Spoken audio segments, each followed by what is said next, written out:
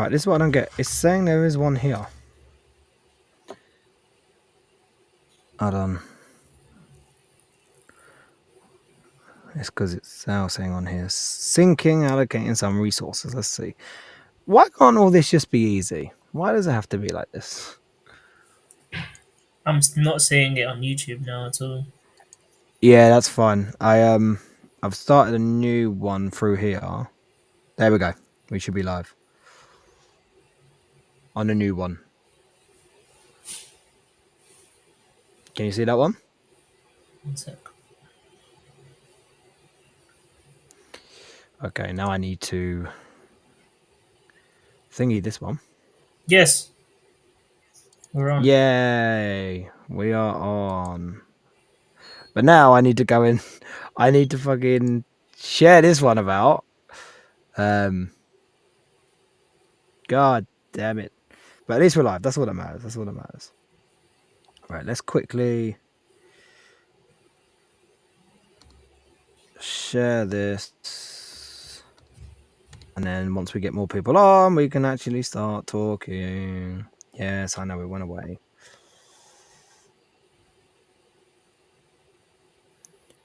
Can you hear it? Like, have you got a way to listening to it, or? I can pop my earphones in, yeah. I just wanted to see if the sound was okay. I love how the start of this live stream is just us sitting here trying to figure out how to start the live stream. Technology, how does it work? Technology, god damn it. We're just primitive demons. We don't know how all this technological shit works.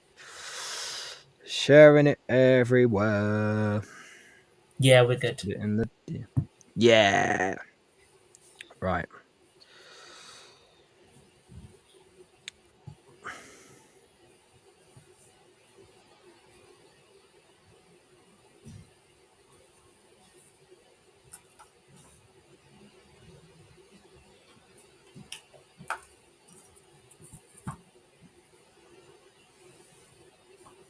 Do do do do do do do.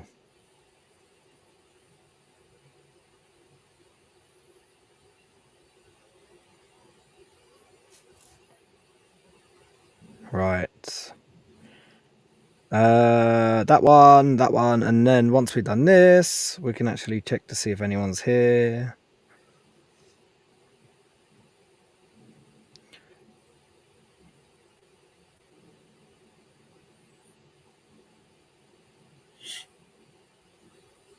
Cool.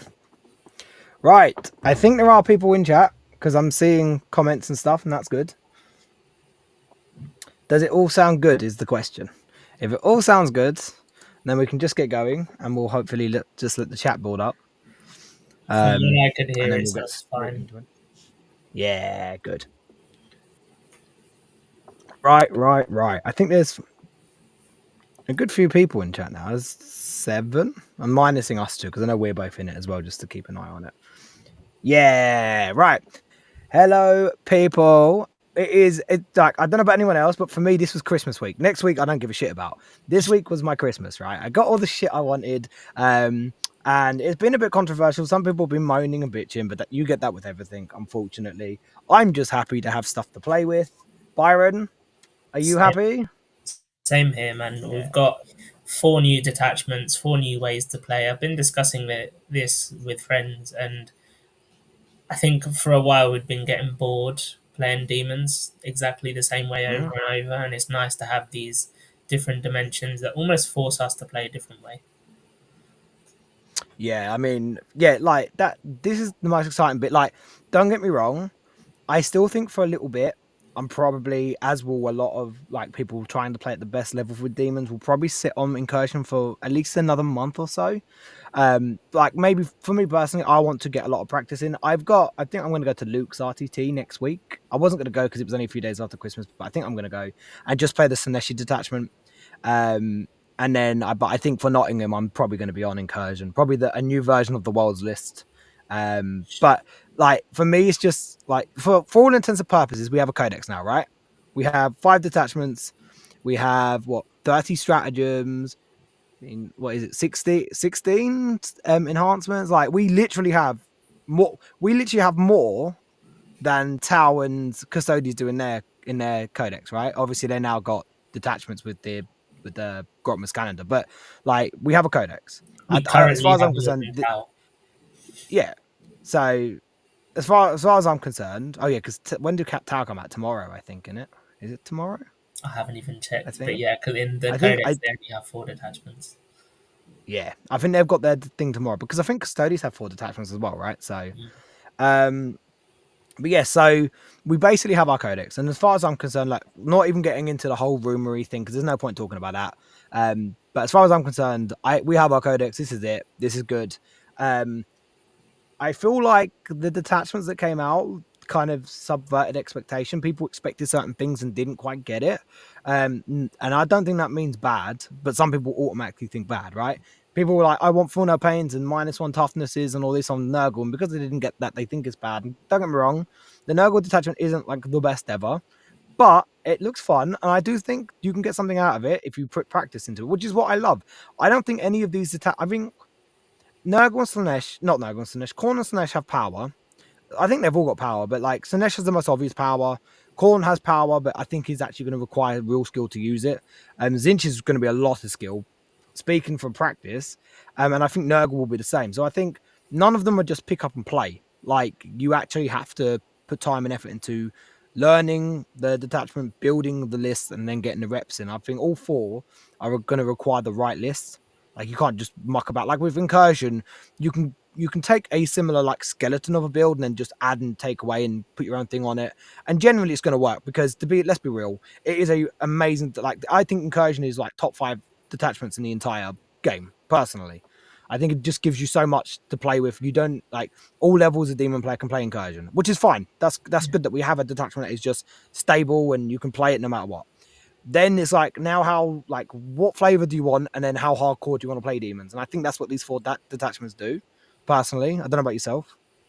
Yeah, for sure. Like you look at, for the most part, I would say the detachments basically take you towards that patron god's flavor a bit more. And I think all of them, besides maybe Nurgle, you're looking at now better versions to run them besides Incursion. In fact, even Nurgle, I would say this detachment running mono Nurgle is better than running them in Incursion as just mono Nurgle. But No, I don't. I don't think. Look, I will give you. I will just say one thing, and then we'll move on. 4+4 no pain, great and clean one. Done. I just think that instantly. But look, we're going to get into that. We're going to talk about it. We're going yeah, to rank all 5 of these, and this is where we're going to focus on each one. But before we do that, let's just. So obviously, I've played 2 games this week with the Tzeentch one and had a lot of fun. It's incredibly fun. It's incredibly Zinchi. You and me are both Tzeentch nerds at heart. That's where we both love demons and we both care a lot about this faction, but we both have a special place in our heart for Tzeentch, right? yeah. So I remember we've been talking about this for a while, and I've been saying it to anyone that would listen that I am just waiting for this detachment. So both my first games have been with this detachment. It's incredibly fun. But I went against Star Shatter and Kalyon, 2 incredibly strong armies, right? And even though I did get beaten for a fair bit in the end, there was points in the games where both my opponents were like, okay, like I can see why this is going to be good because you got me in a position here. And both of them at the end were like, look, there's definitely something here, which means I'm not going crazy because I do think there is something there with it. But again, we'll get more into it, and then I'll mention some moments in the games when we talk about Tzeentch. For you, like when you got to look at them all, what was the one that you kind of looked at and went, "Oh, that I really like that one." Straight away, Slaanesh.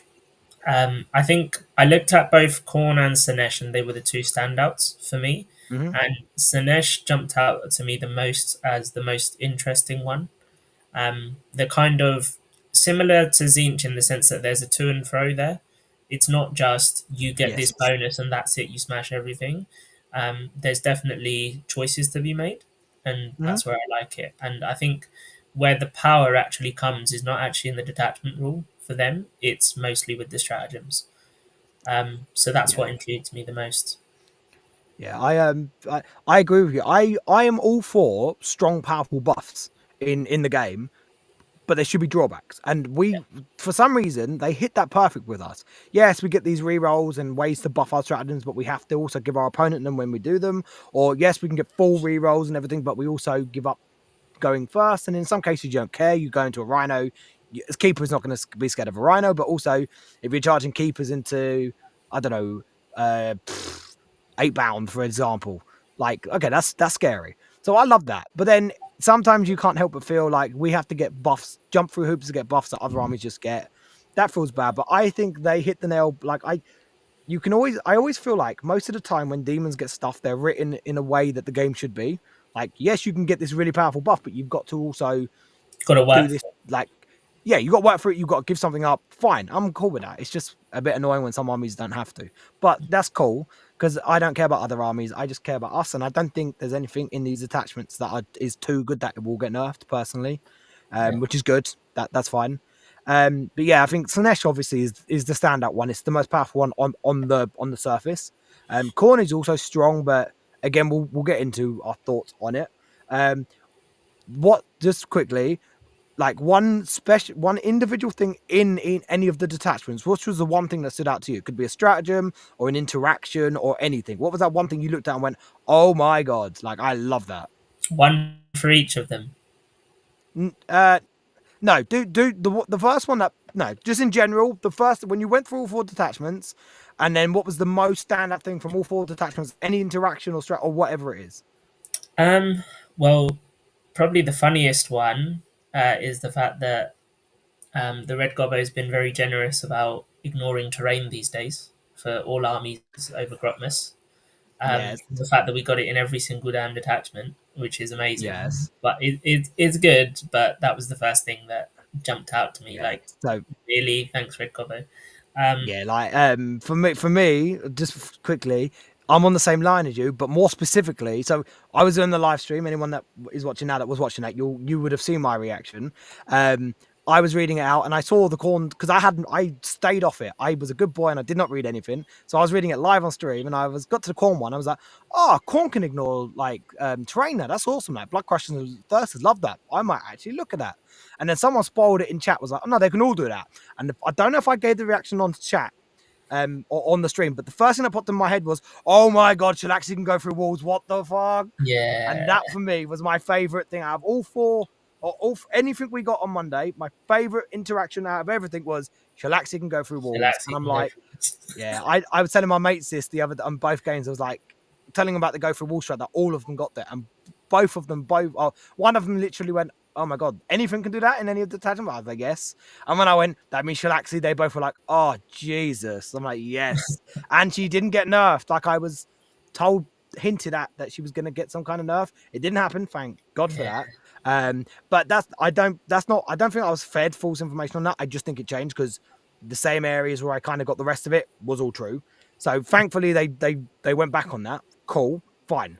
But yeah, that was my favorite thing was, oh my god, Chillax can go through walls. Oh, that's so amazing. But I love that they gave us that because that was our biggest weakness, I think, was. And the thing is, if we had lost 6-inch deep strike and didn't have that, that would be really feels bad. Yes, no 6-inch deep strike hurts, but you can ignore terrain now, movement and charge phase, which is awesome. So yes, it hurts, but also there's a way to make up for it. You feel less restricted, which is good. yep. And it combines really well with the fullback and charge.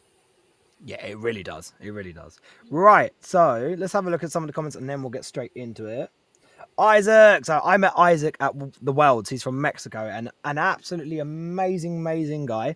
And he said he's going to use the Slaanesh one this weekend, mate. I can't wait. I'm literally going out my way to go to Luke's RTT next Saturday, just so I can get 3 games in with Slaanesh. Because I'm probably not going to get any practice games in because my local club and that is closed now until New Year. And then curious to see how the Thieves of Pain with multi-damage attacks into Demonettes do. I think the yes, okay, Demonettes for 10 ablative wounds is cool. I still am not high on Demonettes. I don't mind the idea of a contorted epitome with Demonettes kind of eating wounds, but at the same time, I know you've got a different opinion on Demonettes, right? In this detachment. Which will be an interesting debate. Not massively. Okay, I good. think the I'm gonna have at least one unit in my list almost every time with the contorted epitome going in there. But the reason for that is because I am gonna run a block of 6 fiends and I want to protect those 6 fiends in case they get shot at. That's the So only reason, yeah, really. 100%. Well, and again, we'll go into how we're looking at our lists going into each detachment. Right. I think we should get started. So, Yeah, I was originally going to do it as we do the incursion together and then we take one each, but I think we just do all five together, right? yeah, Just give our opinions and we'll work it from there. So let's start with incursion. Let's get it out of the way with. You've already got my opinion on it. It is, in my opinion, one of the best top 5 detachments in the game. 6-inch chargeable deep strikes, which no one apart from Grey Knight, and Grey Knights can only get one of it. So only one of those, like with the only army, can actually do that en masse in the game.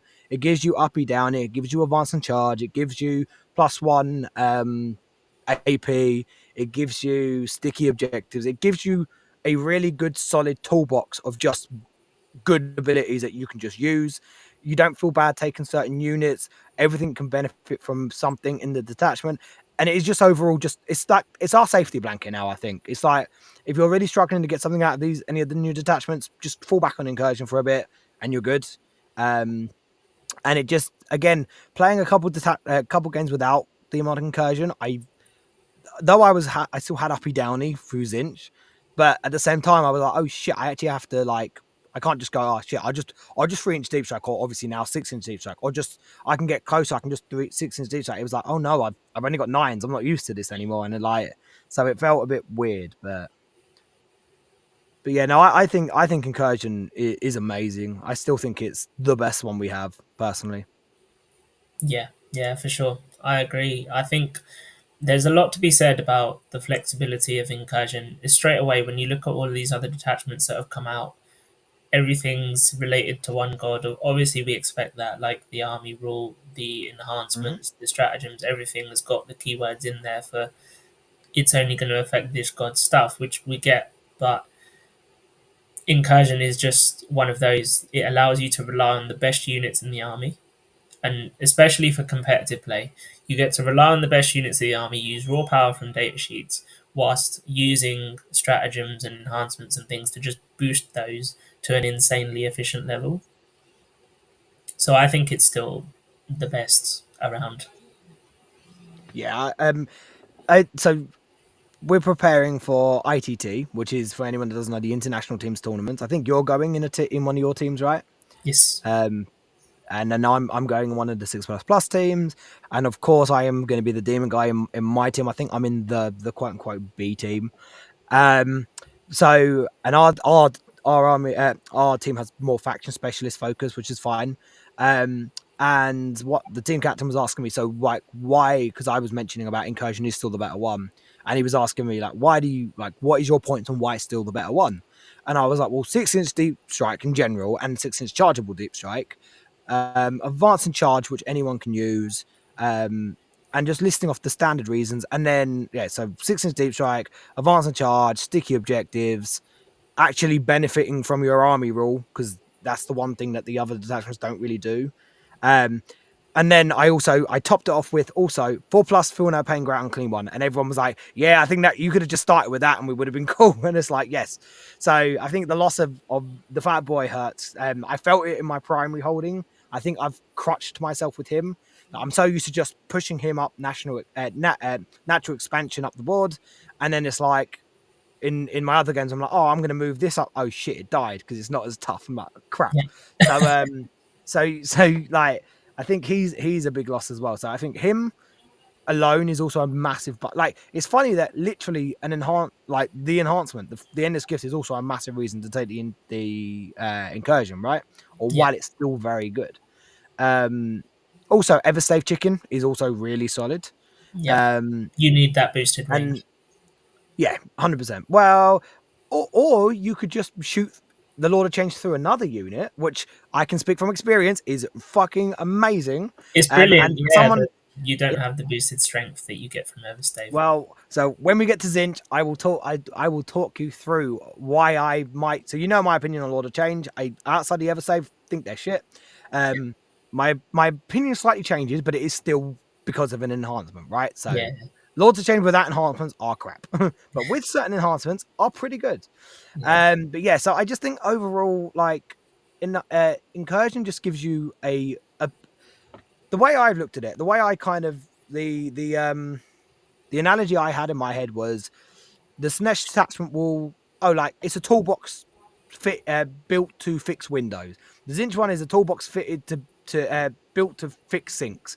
Incursion is a toolbox that will give you less tools to do each job, but you can do every job rather than just a focused job.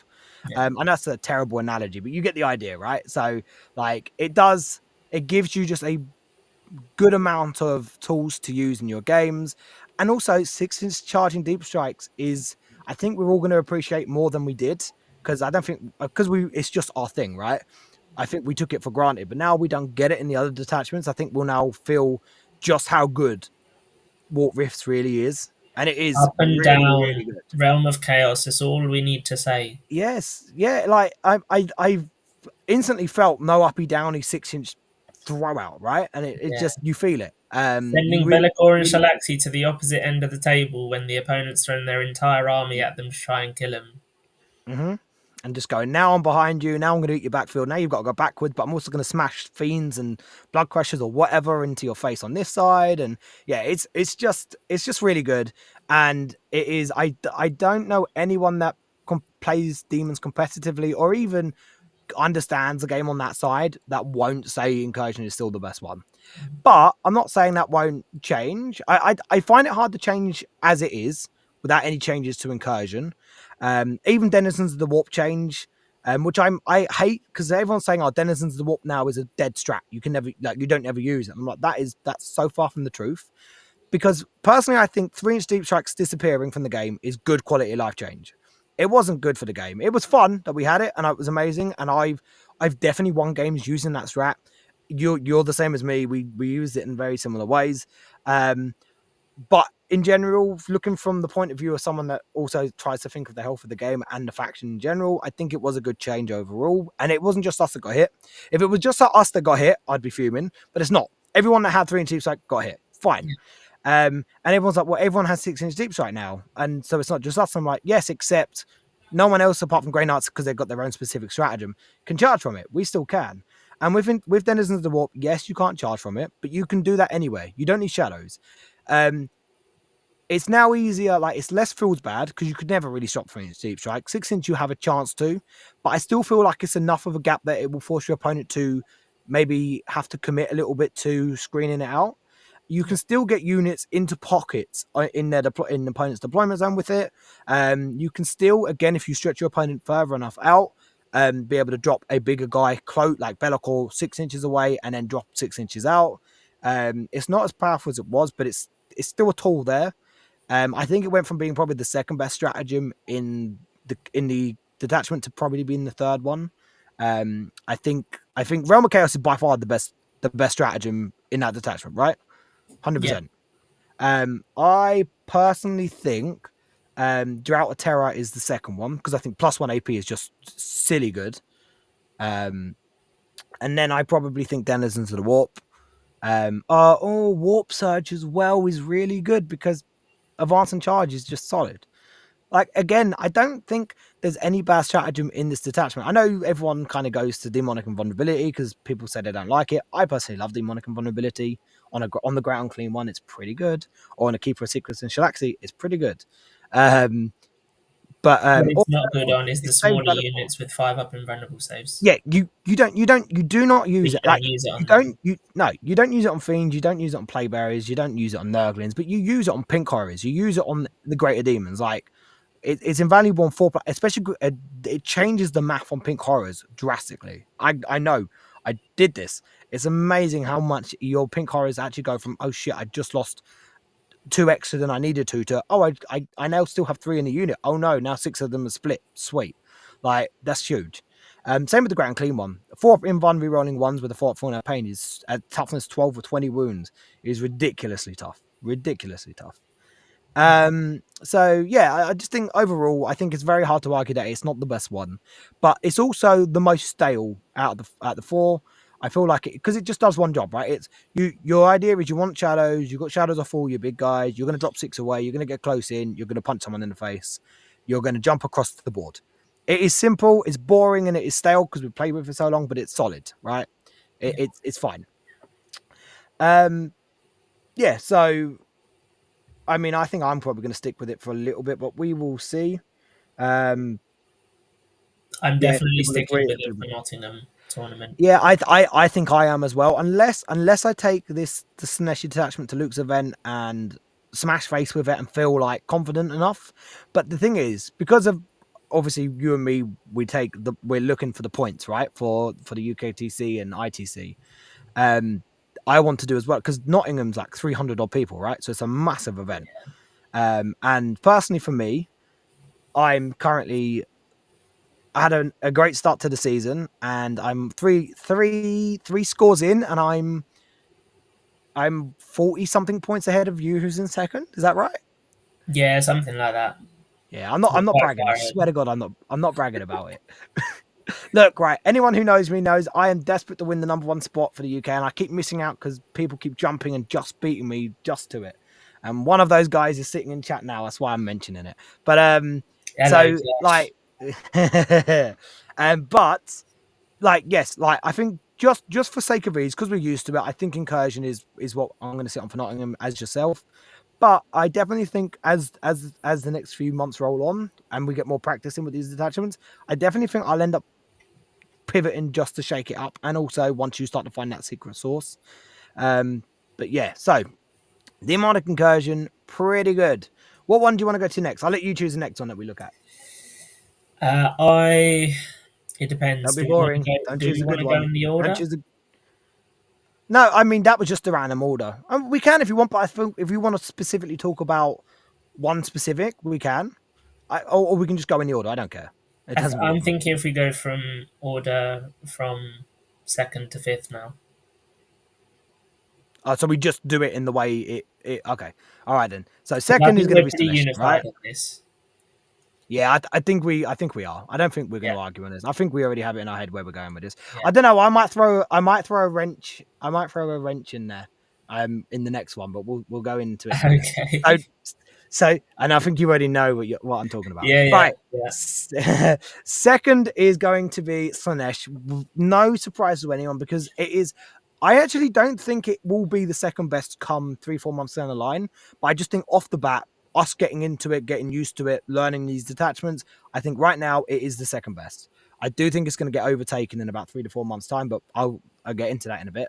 But let's be real, it is really, really good, right? Um, it takes because I personally think Slaanesh has probably I'm gonna say the best overall spread of units out of the four gods because you Yeah, got 100%. fiends, you got And keepers, you got that's Shalaxi. even if we're excluding the chariots. Yeah, well, I mean the Seeker chariot is good. The other two chariots are garbage because they're too expensive. Yeah. Um, and like what are they called? Seekers are good. Actually, I tell a lie. I think Tzeentch has a pretty good spread of units as well. But I think Zinc has a good spread now that Screamers hit on threes and get anti. yes, yeah, 100%. But I think combination of like Greater Demon and named Greater Demon, they have the best of the two. Yeah. Just as a combination of all, because Bloodthirst is a shit, Scarbrand's is decent, Rotagus is good, the Ground Clean one is good when he's got the Feel No Pain thing. Lords of Change are okay at best without the enhancements. Fate Weaver, I will die on this hill, is garbage, even in Scintillating Legion, but we'll get into it. But Keepers are good, Shalaxi is good, so you have the best overall balance there. So obviously, fullback and charge is really good. I think we all were probably on the idea of advance and charge. I had it in my head it was going to be either advance and charge or fullback and charge or something along those lines. I think we all did, to be fair. I don't think it took a rocket scientist to figure that out. But I like the swerve because I think pretty much everyone was like, oh, it's going to be advance and charge, and then the swerve of fullback and charge. And I actually think that's more powerful, personally, because one problem you could have, well, one problem you did have was your keeper trying to go into something and then just struggling to kill it because keepers could definitely struggle, especially bigger things. People Shalaxi, locking if your up the opponent right. decides, yep. And if your opponent decides to chuck a 10-man unit without a character in there into Shalaxi, she misses like she rolls 2 1s on the hit rolls, she doesn't kill that unit, right? And she's locked down, like, and obviously, and then it gives your chance, your opponent, like, do you know what I mean? Like, they could Yeah. be locked down. Whereas now, fall back and charge, that's good. That's really, really good. Obviously, you give up shooting when you do that because you can't fall back and shoot, but that's fine. I don't think in the right circumstances, like, are you going to care about losing Pavane on Chilaxi when you are able to then charge into your opponent's big killer unit and just wipe it off the board? I don't think so. Yeah, it Like, very much Chilaxi doesn't depends really what need that help. shooting is targeting and killing in that turn. Yes. Like Yeah. if you've Um, got Shalaxi surrounded by two marine units that one of them you want to pavane, one of them you want to whip, and then the unit that she's in combat with, but then there's another squad somewhere that she really wants to desperately go kill. You go kill that mhm. squad and just let Yeah. something else deal with the surrounding marines. Yeah. Like, you have options, right? So you can decide, do you know what, I'm just going to use my shooting and then I can just kill what I'm in combat with, or at least hurt it.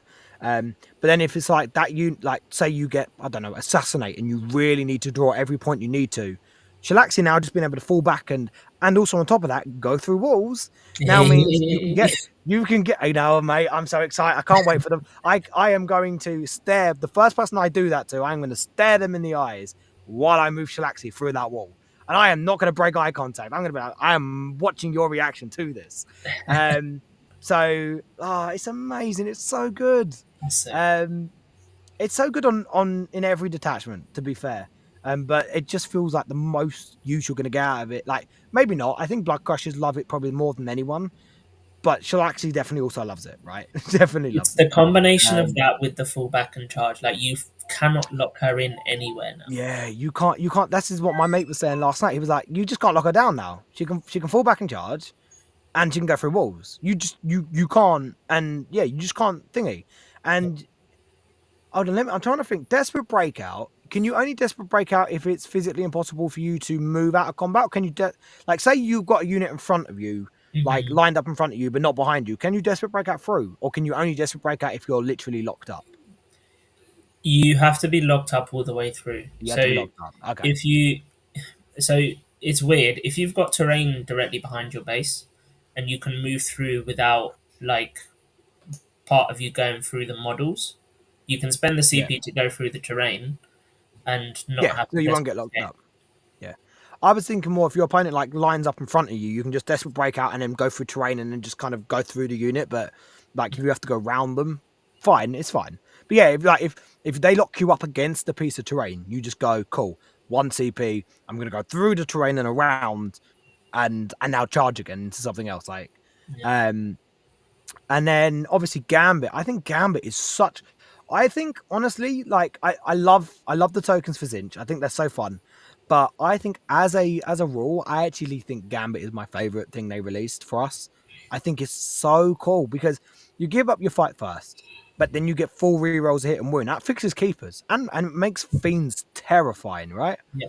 Um, so, and this is the bit I was wanting to talk about because I think this is incredibly tactical, and that's why I really love this. So, you have to think, can I afford to give up fight first? Because let's be real, if you're going to charge any vehicle that isn't a dreadnought or the Silent King, or certain knights, You you're can always afford to going to sacrifice gambit. us. Yeah, you're always going to gambit. Like, I played into Star Shatter and I played into Calyon in the last 2 days, and all both of those games, apart from the Silent King, I would have charged into 90% of the units on the board and gone.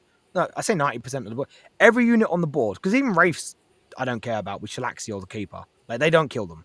So apart from the Silent King out of both games, the only unit I wouldn't have done Gambit again would have been him. Everyone else, I would have Gambited, and I'm like, cool, awesome. I'm just gonna kill you. Like, oh no, your Rhino hit me 3 times. But guess what? My Keeper can actually kill your Rhino now. Do you know how amazing that is? It's so good. It's a nice, And like I it's said, a nice the little add-on, isn't it? Being able to kill rhinos yeah, with Keeper secret. I know. In it, like, that was the first thing that popped into my head when I saw it. I was like, oh my god, keepers can kill rhinos now. Yes, Yeah, yes, they can still whiff. Like, rerolls aren't guaranteed, but like, let's be real, full rerolls to hit and wound. Something we've been missing from our army in general, and we still are in a lot of places, is rerolls where everyone else has them out the arsehole. But now we actually have like Gambit. We can in the Slaanesh detachment we can do rerolls, and that's really good. Um, and then this is where it gets tactical, right? Because if you are going into a super combat E unit, but you need to kill it, you can still gambit. You just have to be smart about it. You charge in, say, I don't know, say you go in with fiends. You got 6 fiends, and you really you want them to just smash into this unit. And then you got 10 demonettes. You also charge 10 demonettes in, and you use them to lock down as many guys in base contact as possible. And then also, because when you pile in, you have to go towards the closest enemy unit, right? Enemy model, sorry, right? So you manipulate it. You try and get as many of, say, demonettes or morphines or a keeper or whatever it is. Obviously, demonettes give you more bodies to do it with, and you're using them to try and lock down certain models and force other models to have to pile in towards you. And then that way you're limiting the amount that can actually hit your fiends or keeper or whatever it is.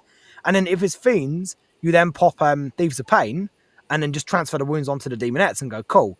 The limited guys you can actually use to hit my fiends, I'm just going to put into the demonettes. Fine. Oh wait, you might kill one fiend. I can. I've still got 5 fiends. Like there is ways around it. Like it just forces you to play tactical, which is what I love. I love that about it. That it's not brain dead. It's not, oh, you just get reroll hits and wounds. It's, no, you have to give up something important to do it.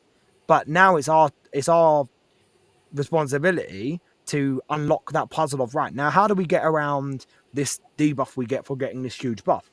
And just that alone, when I first saw it, that was the first thing that popped in my head. I was like, okay, so you're going to use units to tag units, like models down, so you're taking a limited hit into the Gambit unit. And then also, when I saw Thieves of Pain, I was like, mate, it's perfect. It works so well together. Yeah, Like, 100%. Demon Claw, just to reference your comment, we haven't actually, even neither of us have played the Slaanesh detachment yet.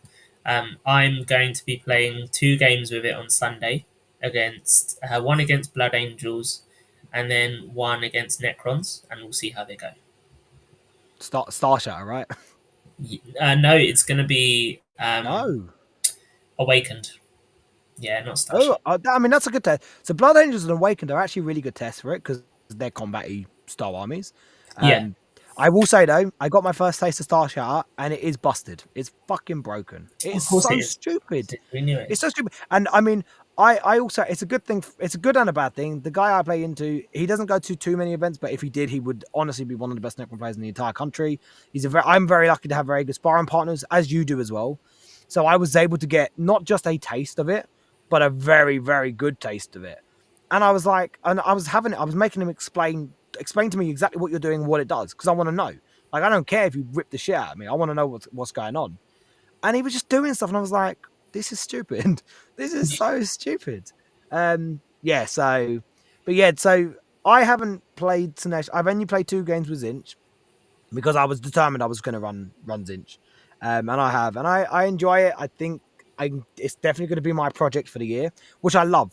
I love now that I can now give myself a project to work on while I'm also playing at events. And my project is to find the perfect Tzeentch list, which unfortunately is going to hurt me in the heart, but it's not going to be mono Tzeentch because I just don't think you can run mono Tzeentch. You need to mix stuff up in there. And then that's going to be my project. And I'm going to say it now. I'm just going to put it out there, and then you can all hold me to it, and then have a go at me if I don't do it. But at LGT, I am running mono Tzeentch demons. I'm doing it. Well, I'm running Scintillating Legion. I'm going to say mono Tzeentch demons. I'm going to run Scintillating Legion. I might shoot myself in the foot now because it will come down to you and me, like trying to win the #1 spot, and then you'll take fucking Incursion. I'll be on Scintillating Legion, and it'll be like shit. Yeah, but But then you can I, just th- call I, me. You can just call me a tryhard, can't you? yeah, that's it. Like, oh, look at me doing it properly for the god I love, and this fucker's just doing whatever he wants because he's try hard. Um, but so I'm really interested to see how you get on Sunday. I don't think I've told you how I got on, really, have I, with the Tzeentch ones, which you're No, going to not find out really. in a bit anyway. But we are talking about Slaanesh. We've gone completely off the subject. But I love how we also got basically grenades in combat, which I think is actually really good. And also, here's a little neat trick. So you can Is it use, grenades in say, combat or is it tank shock? it's See, I think it's like the it's equivalent of Crusher Stampede's Monster Shock. yes, yeah. So it's 6 dice. Well, if you're using a monster to do Six it, dice it's for a six monster. dice and every 4 plus. It's like a weird hybrid of, well, so you're not rolling your toughness, but you're not getting 8 dice. Okay, it's like a mini version of grenades then. But Yeah. here's a really cool interaction, right? I was looking at it and I was thinking, this could work, and I don't see why it would work. Obviously, so say the keeper's shooting. Say you're shooting at, I don't know, a unit that has like 3 or 4 wounds per model, Mhm. and you shoot it with the keeper, and you take 2 wounds off a model, right? You then charge into the unit and just base that model. And if it's possible to base the model while still being over an inch away from every other model in the unit, let's say it's a good combat unit. Let's say, I don't know, 8 bound, for example, just as a off the top of my head. You've got one single 8 bound in front of you, and then the rest of them are kind of lined around them. You can charge into, you shoot them, you take an 8 bound down to 1 wound, you charge into that one 8 bound, but then the rest of the 8 bound models are over an inch from you. You use your strat, they have to take the wounds on the wounded 8 bound. It kills the 8 bound. And so now you're not within an inch of any of the other models in the unit. They You can't choose fight the you back. you, you choose the gambit and go, cool. I don't fight first, but you can't pile into me because you didn't charge his face, but I did charge, so I can now pile in, and you still get the fight before them. And I was like, Oh, oh my god! yeah. I was like, oh, that's oh, mate, these when you start diving into this detachment, you're like, oh my god, these interact. When I was explaining it to my mate last night, I was realizing I explained that, I explained Thieves of Pain, and at first I was like, oh, these are quite good, but then the more I was explaining it, when I was actually getting to use the word, like say the words out loud, the more I was saying it to him, the more I was realizing, holy shit, this is really strong. And his face was like, what the fuck? It was like, this is stupid. I'm like, it might be. Um, It's very so yeah, mindful that with the single wound units as well, to be fair, because yeah, you can yeah, charge into something and go, I'm in combat. For example, let's say legionaries. I'm in combat with your power fist. This keeper's only got like 5 wounds left. The only chance you've got of killing this keeper is with this power fist, and it's also the only one that is in engagement range. If you keep it alive, or not that, sorry, other way around. The power fists are further away. You want to keep the power fists alive for later on. yeah, yeah, I've charged into a chainsword guy. I'm going to mortal wound the chainsword guy to death. If you take him off, you're out of combat. You can't fight me. yeah, It's a yeah. choice to be You made, can isn't it? really, yeah, you can really. And this is what I love about it. It's so tactical, and Yeah. this is what I love because let's be real, Demon Incursion. Obviously, it's tactical, and you need to play tactical to win. But it is very much pick up a unit, drop a unit, drop a unit within 6 inch charge. It is not rocket science. Let's be real. You can definitely play really tactical with it. This, the tricks you can pull off with this, and it's going to take some big brain plays. Is really really cool. Like you said, we've both just pulled out from Cavalcade of Blades. Just 2 little interactions there of yeah, and I mean I will do stuff on the channel where I go deep into that and give you examples of that because I think they're very good things to show off. But yeah, like that's just amazing. And then I also art fuck's sake, I can't pronounce it. Arch agonist, is that how you pronounce it? Arch agonist? Yeah, The that's the probably plus one the wound strat. So I know it's 2 CP, and it does hurt me that all of them have a 2 CP strat, whereas other armies don't. But that doesn't matter. But I also think I don't think you ever really use this on a keeper unless you really need to kill something dead. You obviously never use it on Shalaxi unless again you really need to kill something, but I doubt it. And that's what the mask is for, right? But you can use this on 2 units, like normal units.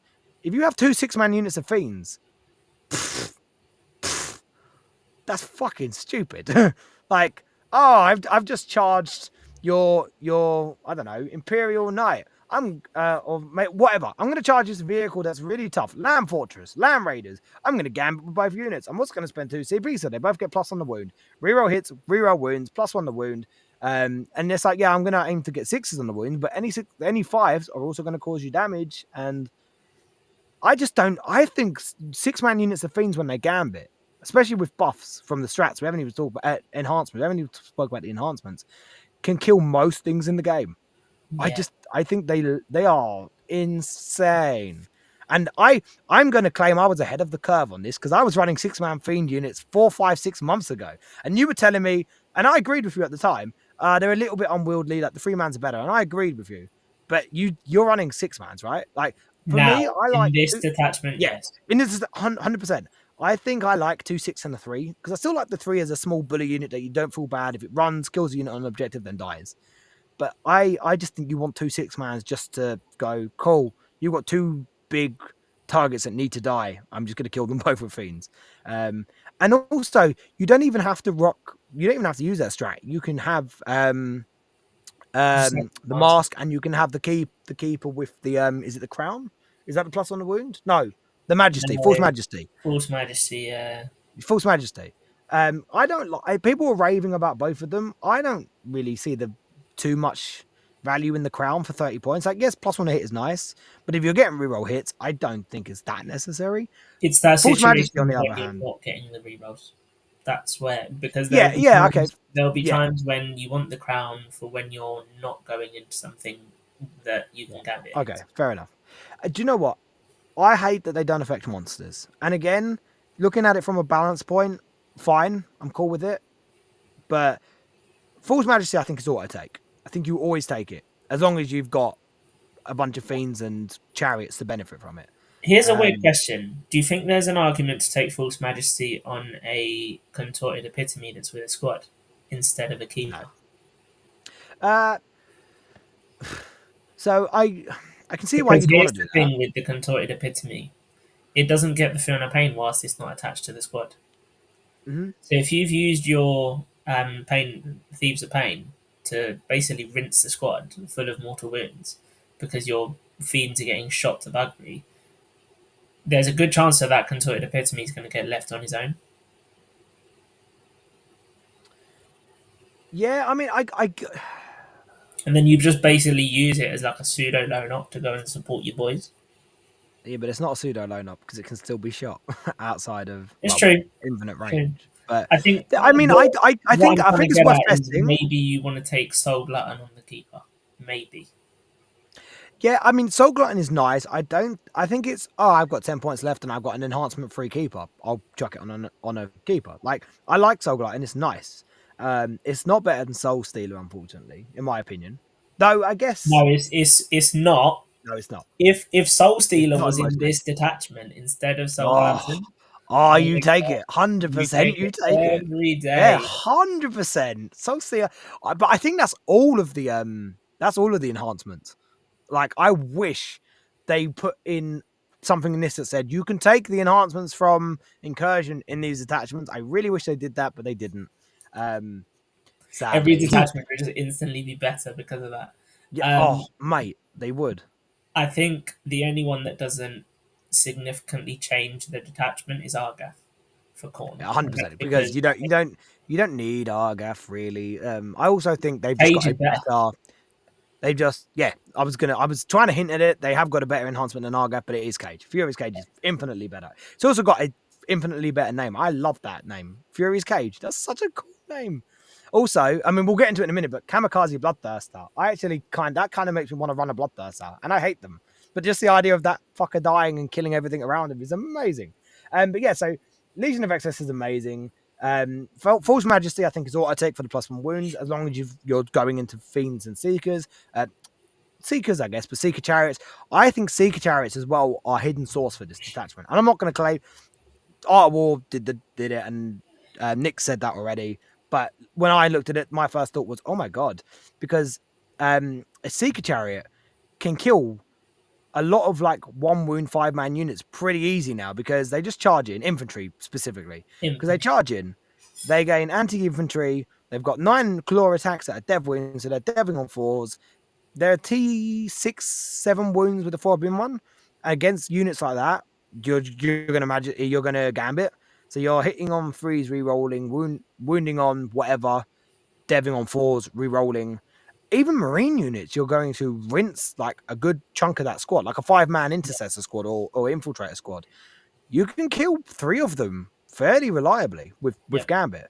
And let's be real, unless they're rocking a power fist in the squad, which even then, 5 Marines are not killing a chariot. No, I And think it three then make single chariots or two, maybe two units of two yeah, chariots is going to be yeah, I've been looking at 2. Yeah, I've been looking at double units. I think just to make the most out of it, and also one of their, I mean, they move 14 inches, but they are mounted. You just go through walls. I'm going to spend a CP. Fuck your wall. Push.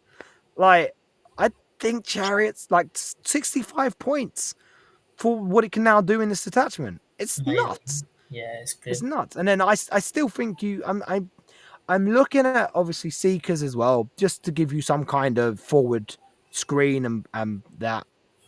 Um, I don't know. I haven't decided on Seekers yet. I think that's one for the jury out on, but I think they're just a handy unit to have. It's just can you fit them in? Because I'm looking at this and I think this is the detachment that wants it most, and I do think you want Be'lakor in this detachment personally.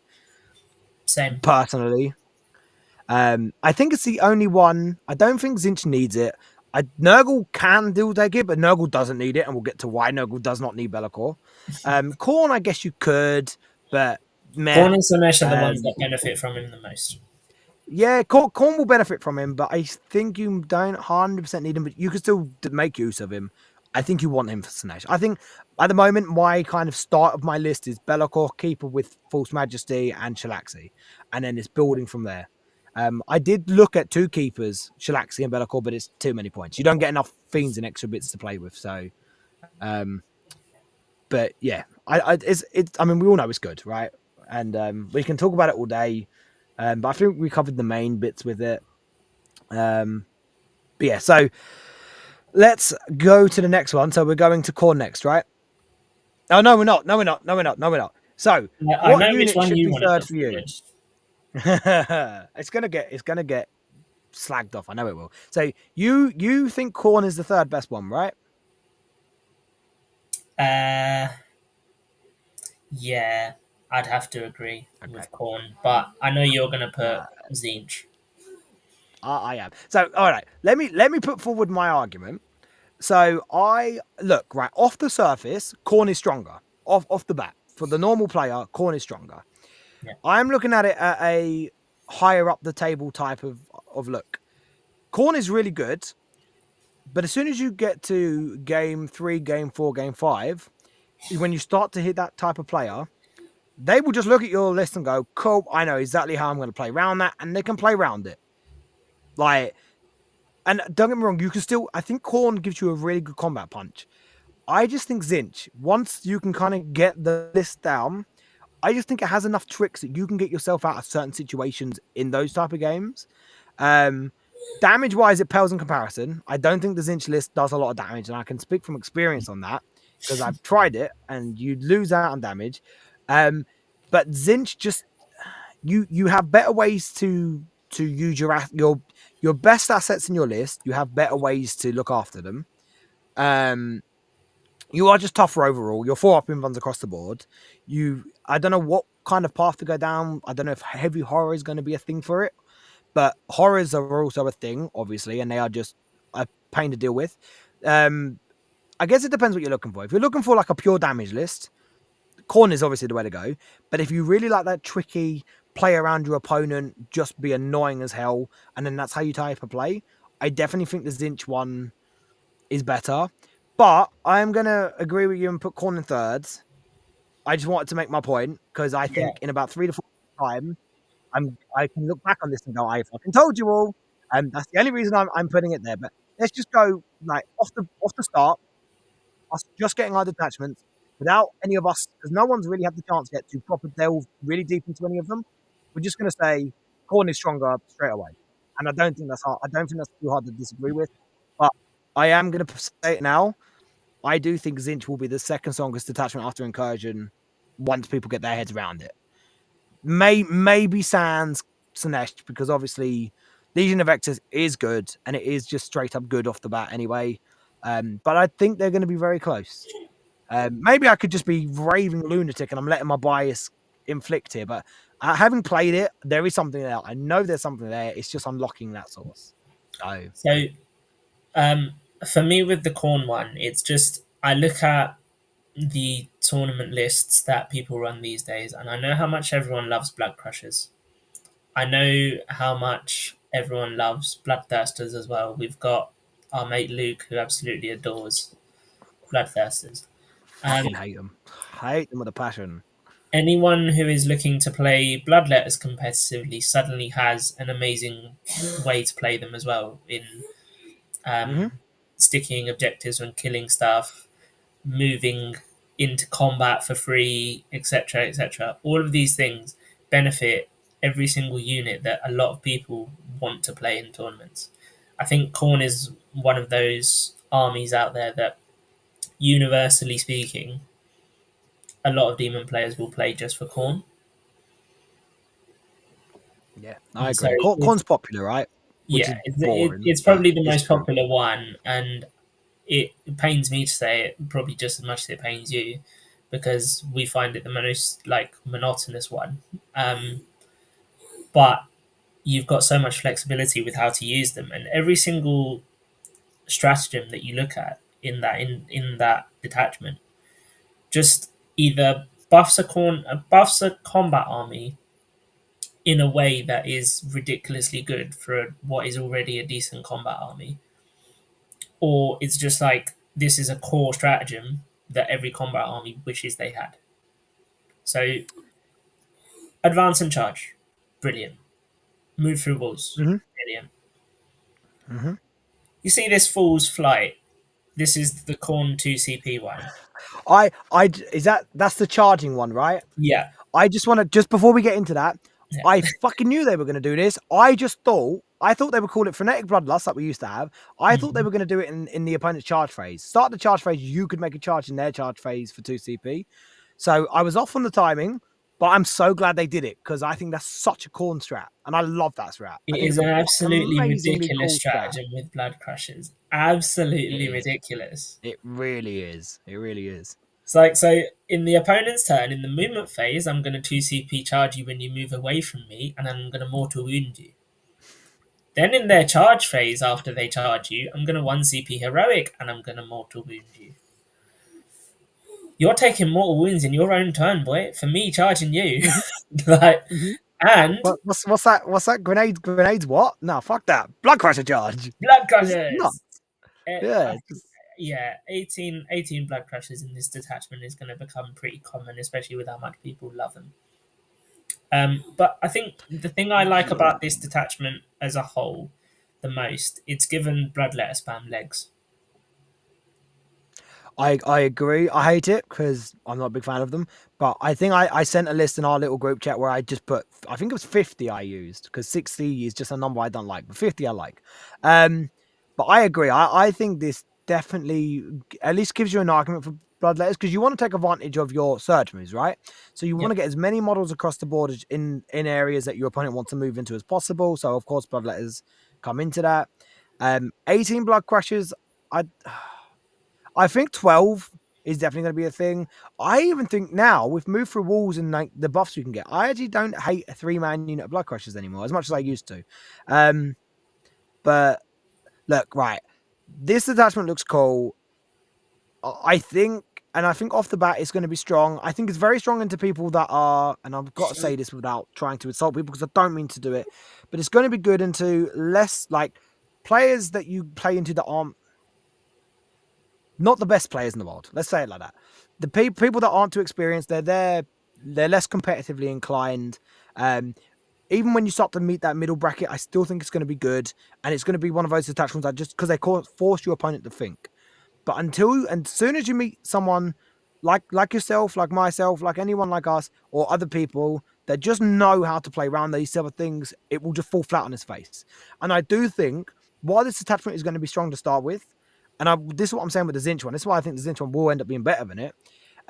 I think this one is just going to be exposed, right? Come once people start to play around it. It will still have good matchups into, like I said, certain levels of players. I just I don't see this being the one that kind of pushes us to those event wins or like the really, really good level. Don't get me wrong.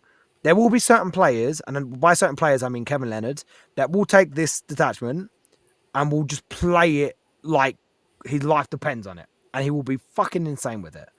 But I think just in general, I just think there's something about it. Like while it's very cool and I do think it's got some strong power to it, I think it's just going to eventually just drop down once people get experience into it. Yeah, for sure.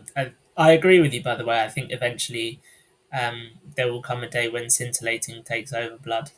Um, but it's going to take a lot of practice and a lot of competitive play. Yeah, no, definitely. Oh, Barnyard Wargaming is in the chat, by the way. Barnyard Wargaming is from Australia, and he's a very, very he does very, very good videos, demon focused, as well as some other stuff.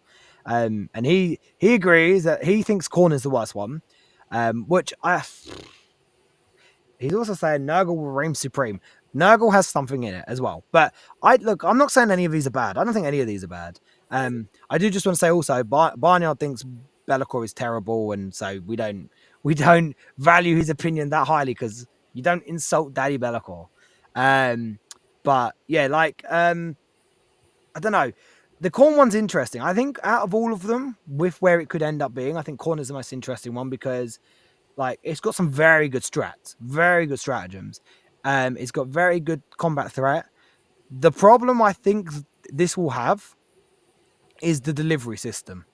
It's got no 6-inch deep strikes. It wants Be'lakor to keep it safe for a little bit. It's got advance and charge, which is nice. It can go through walls, which is nice. But you can only do that with one unit.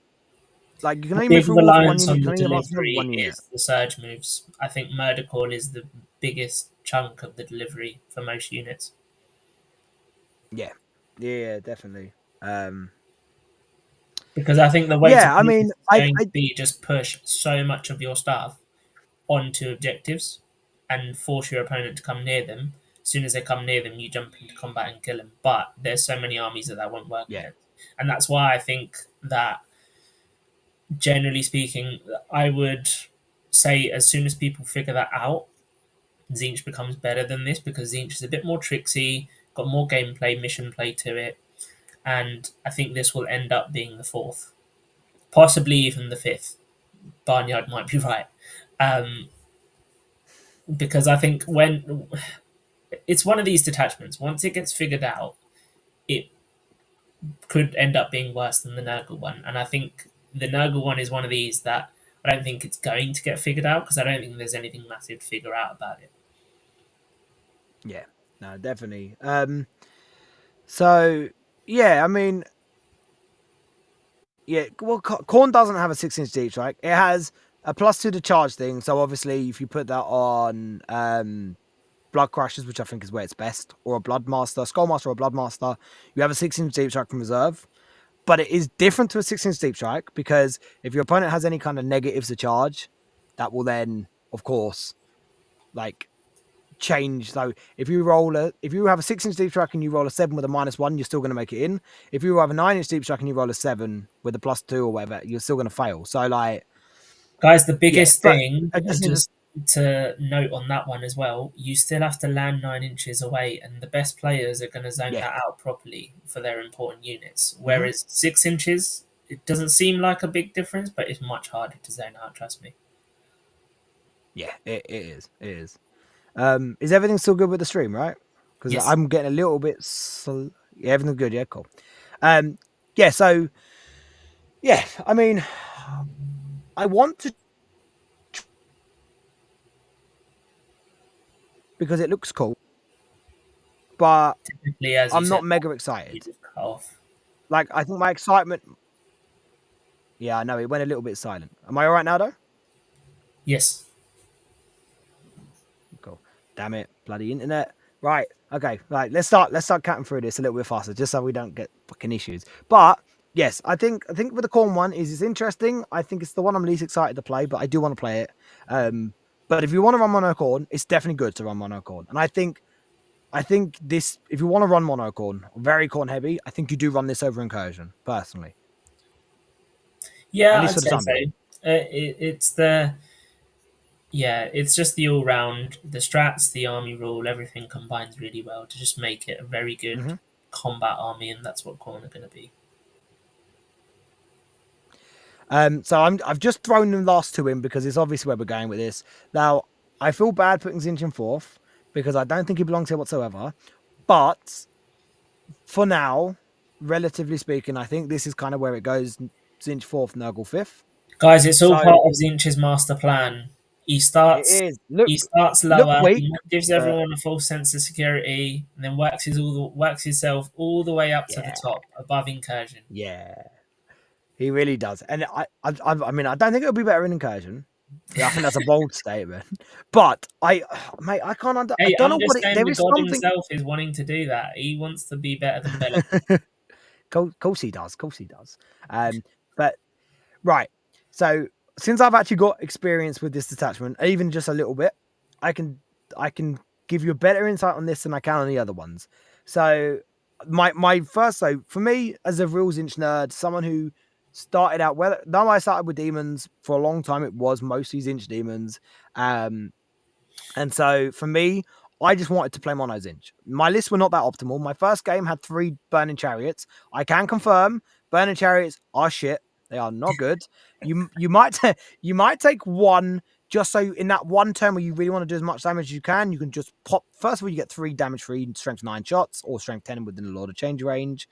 But then you can also go, cool, no cover now for everyone else. Fine. You don't take 3. They are not that good. If they had like the new version of the Screamer attacks, a bit more of an argument for them. I still want them to be about 95 points, but whatever. 3 Burning Chariots is not good. I think I learned that very fast. 6 Screamers with a Exalted Flamer is actually not terrible, especially when you buff it with Pyrogenesis. It's really interesting. 6 Screamers are very, very good if you can weaken a vehicle down. A 12 wound vehicle, if you can knock 4 to 5 wounds off it, the Screamers will kill it. Generally. 6 Screamers are actually pretty good into a lot of things as well. And actually, that unit is surprisingly tough. So, yeah, I like 6 Screamers a lot. Blue Horrors actually feel fairly decent in this detachment. Mostly as fodders for your Infernal Puppeteer. So I think we have one of the most, if not the most, undercosted enhancement in the entire game. Personally, for 10 points, you put this on a Lord of Change because it's a Lord of Change or a Demon Prince. You're never putting this on a Demon Prince. And this Lord of Change, so at first I was like, oh, he gains like indirect. And I'm like, no, because it's infinitely better than indirect. You pick a unit within 9 inches of him. You then pick a model in that unit. So you string blue horrors out. You pick the closest blue horror to the Lord of Change. Or you use the closest blue horror to the Lord of Change to use your, within 9. Then you pick the furthest one away or the one which is in the best position to shoot at what you want. And you just shoot range and line of sight through that single model. And it doesn't have to be blue horrors. It can be absolutely anything within 9 of him. But blue horrors are just very good for this early game. Screamers are pretty good for this late, like mid to late game. Flamers are like I actually use the Exalted Flamer and the Flamers to do this as well. I advanced them up, strung them out because I was still able to get them all to shoot into the target I wanted to, and then use them to shoot the Lord of Change through as well. And a Lord of Change without enhancements is not good, right? I still stand on that. A Lord of Change with Infernal Puppeteer, because you can keep him around for so long, because you don't have to expose him until you really need to. He can just keep shooting, and while he's shooting isn't going to light the world on fire, it's enough to be annoying. And actually, I mean, I think I got lucky in the last 2 games, because I only had 1 shooting phase where I rolled no 6s. Every other shooting phase, I rolled a minimum of 2 6s. I had a shooting phase where I rolled 5 6s on his bolted Tzeentch. 5 fucking 6s. And he just roasts things, right? So yeah, like the Lord of Change with the Infernal Puppeteer is auto include. Yeah. I did play Fate Weaver as well, and I think that was everyone's first thought was Lord of Change with Puppeteer, Fate Weaver. Now you have 2 monsters that are shooting out of line of sight. I still stand on where I stood on Fate Weaver before this detachment come out. He's not good. I don't like him. Against Necrons, he gave me 3 CP back, 3 straight turns, which was good. It was nice. But also against the Tau, he didn't do it once, so I balanced out. And then his line of sight, out line of sight shooting, I shot a unit of 5 flames, 1. I killed 3. 3 came back. The next turn, I shot them again, killed 1, and it came back, obviously. I then shot him with line of sight on Zarek and took 1 wound off him. So his shooting is just not that good. It's okay, but it's not like it doesn't like. Was that I with wish it was hazardous just. tests? Yeah. I never if something has a focus profile, I've never shot any of the hazardous profiles without the hazardous on it ever. Right. Like even on 1 wound, I'm like, fuck it, I'll take it. If I've got CP, I'll reroll it if I need to. Yeah. Because I just prefer it. It's easier, and I like to live on the edge. So it's the best way to live. So yeah, and like Vector's good. But if you're playing the whole two monsters hiding for most of the game, throwing out these shots without being targeted, what is Vec doing for you? Not a lot. His combat is not actually terrible. He did pick up two battle suits in combat, which was quite cool. I love that. Just dink dink die. Um, but he's not tough. He's not tough at all. Into fusion, into doomsday arcs, the things that are going to be shooting him, he will die. Um, so yeah, like I don't know. I've tested him in two games. He didn't feel mega like I was like meh. I think I'm gonna drop him. The Lord of Change though is gonna stay obviously. I like the 6-man unit of flamers with the exalted flamer. That feels like a really nice like screen clearer and another nice way to get Infernal Puppeteer off. I love the 2 units of 6 screamers I've been running. I did have a 3-man just so I had a unit I could surge out to do things like containment or area denial. But part of me kind of wants to get a 6-man in there. Um, Obviously, Flux tokens have got a little bit of a controversial reputation at the moment because everyone's initial instinct is, well, you just give yourself, you'll give your opponents rerolls, it's bad. I'm like, if you spank all 3 in one go, yeah, they're not good. But you need to be tactical with them. You need to be strategic, patient, and you have to forward think. Almost like you say Tzeentch detachment, right? I feel like people that are moaning about this don't understand what Tzeentch should be. This is why I love it so much because it is Tzeentch. It feels so Tzeentchy. It is the Um, biggest fuckery detachment, honestly. oh, it really is. I was telling you this before the stream, but in the game against Necrons, in my shooting phase, we threw between both of us 9 tokens. There was 4 in play, and just across me re-rolling hits and wounds, him re-rolling saves, and me doing it again, and then him re-rolling saves, and it was just so fun. It was just like have a token, have a token, have a token, have a token. Against the tower, and I did not play it as strategic as I would in an event. I'll be honest with you. I was just ecstatic to be running mono Tzeentch. So for me, I was having a fuck about. Against the Tau, I hit, I think it was battle suits, and I got like 5 wounds through on them. And he had 3 tokens, and he used all 3 tokens and re-rolled all 3 successful win runs on his suits. And I was like, there's the bad version of this. So of course it's got its drawbacks, but again, you've got to know exactly when to use them. And sometimes you've just got to take a risk. You're like, yes, I will give them a token, but you've got to weigh it up risk versus reward. You have a good chance to kill something by re-rolling a wound here, and then you'll just accept you give your opponent a re-roll. Fine. I'm glad that they gave us more re-rolls than they gave to them. So it isn't just like for like, because we get re-roll advance, hit, wound, save, damage, hazardous, and they just get advance, hit, wound, and save. Like I'm really glad they don't get reroll damage. That's really good because it means hunter killers, railguns, etc., etc. You know they would love this, right? They still like it, but they like it less. I do wish that they kind of limited a bit more for your opponent, so they took like saving throws away and just left it advance, hit, and wound. But it is what it is. I actually think the strongest use of these is actually to buff your stratagems. Personally, I think that's where you're going to be using them a lot. So of course we have the best version of Uppy Downy in the entire game. Unless I'm missing any version of it that's better. Is there? I don't think there is. Not as a stratagem, no. No. So Delirium Unmade, you can pick up 1 unit flat, done. Or you can also throw a token at it, pick up 2 units, and guess what, Byron? Those 2 If they're units in engagement range. don't need to be, they can be in engagement range. And it's like, oh my god, that's so good. It's like, oh, I'm going to tag up your unit Scream, or your unit of, I don't know. Maybe even if they want to tag up your Log of Change or whatever, I don't know. And you just go, cool, I don't care. Boom. Or I'm going to stop you from being able to do actions in the last turn because there's only 3 or 4 points in the game. Cool. I'll just pick up the 2 units you've tagged up. Now I have them for actions again. That's so good. Also, because Realm of Chaos is amazing. Top 3 out of all our 30 stratagems, Realm of Chaos is in the top 3. This is better, but I say it's better. The range of units you can use Realm of Chaos on makes it probably better, but this like Realm of Chaos is pick them up, come back straight down in the next turn. This is just strategic reserve. So we have the good version of it. They don't have to come back down straight away. So you can pick a unit of 3 flamers up in turn 3 and go, there's no reason for me to bring them down in turn 4. I'll bring them down in turn 5. Oh, look, I drew behind enemy lines and established locus. I won the game with this unit of flamers that fucked off the board 2 turns ago. I know it's a very specific scenario, but Like you like it's really good. It's really good. It's really trickery. Um, what else do I really like? Fickle Fire is interesting as well. Like your Yeah. opponent charges into your Lord of Change or your whatever, and you just go, cool, I need all the shooting I can get. So I don't want to fall my Lord of Change back or Fate Weaver back or whatever. So I'm just going to put Fickle Fire on it. So now I'm just going to shoot into that unit. Like, obviously, if it's not a vehicle or monster, you can shoot into it anyway. But if your opponent charges Inner Circle Companions into something like a Lord of Change and they don't kill the Lord of Change, the Lord of Change can just go, cool, I need to shoot this unit.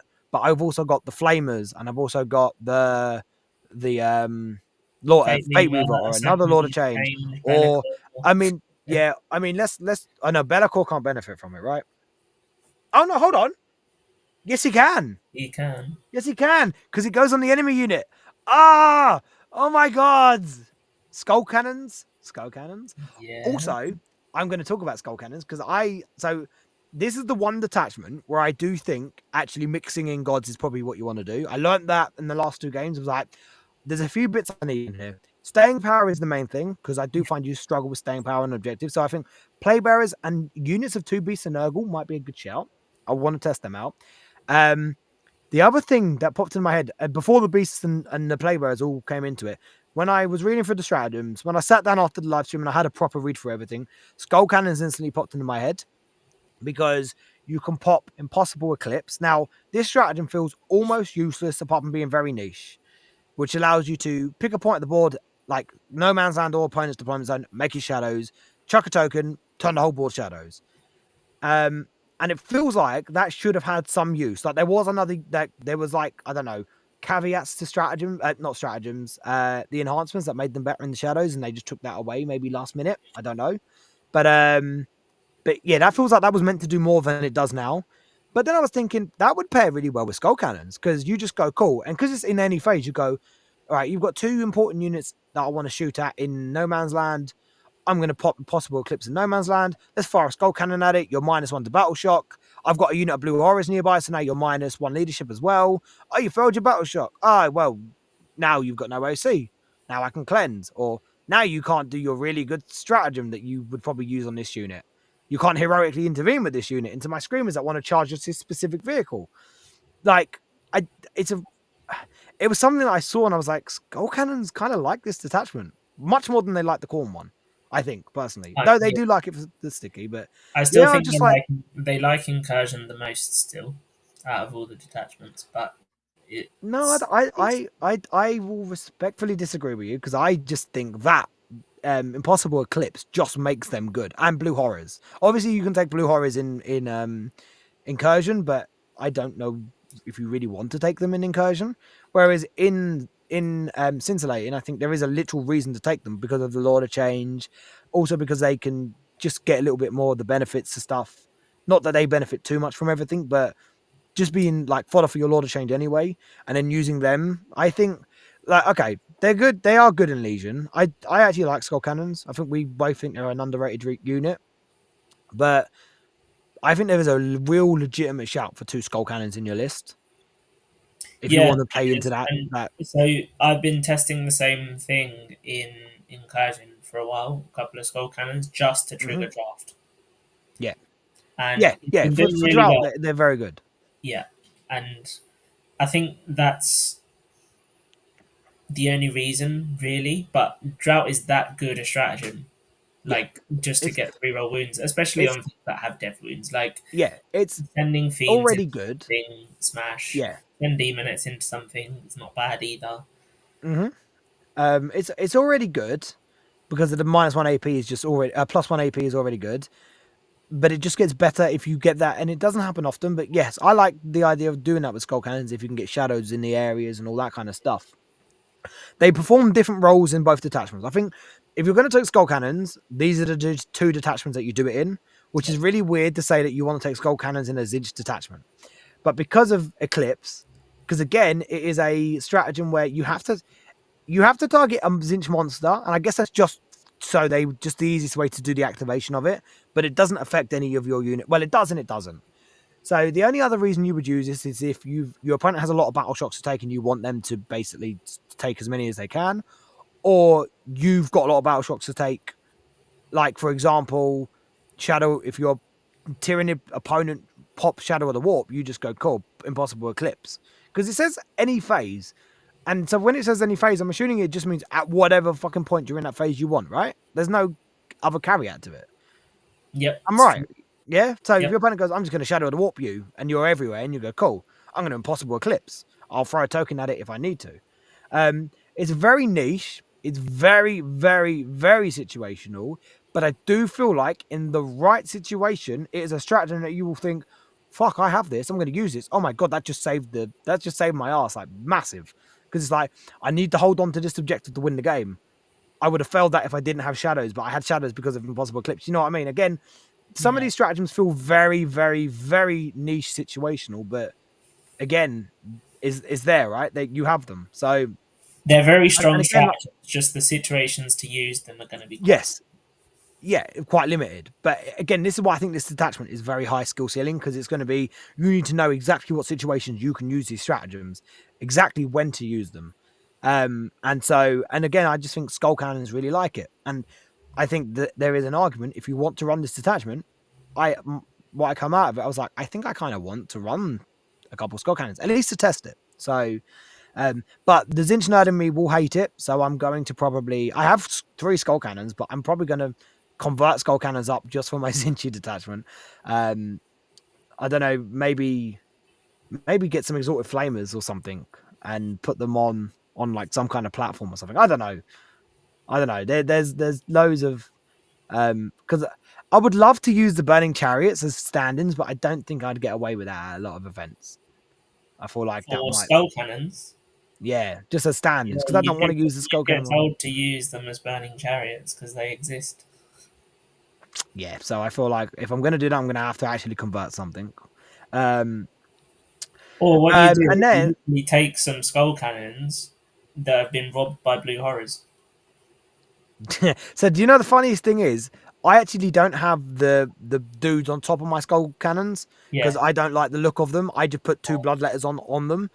I've got like 150 blue horrors, so Yeah. I've got loads of spares. So I'm just gonna like, yeah, that's a really good idea. I'm just gonna pop the blue horrors on them and be like, they're Tzeentch nicked them. The blue horrors fucked about, and they were like, my skull cannon.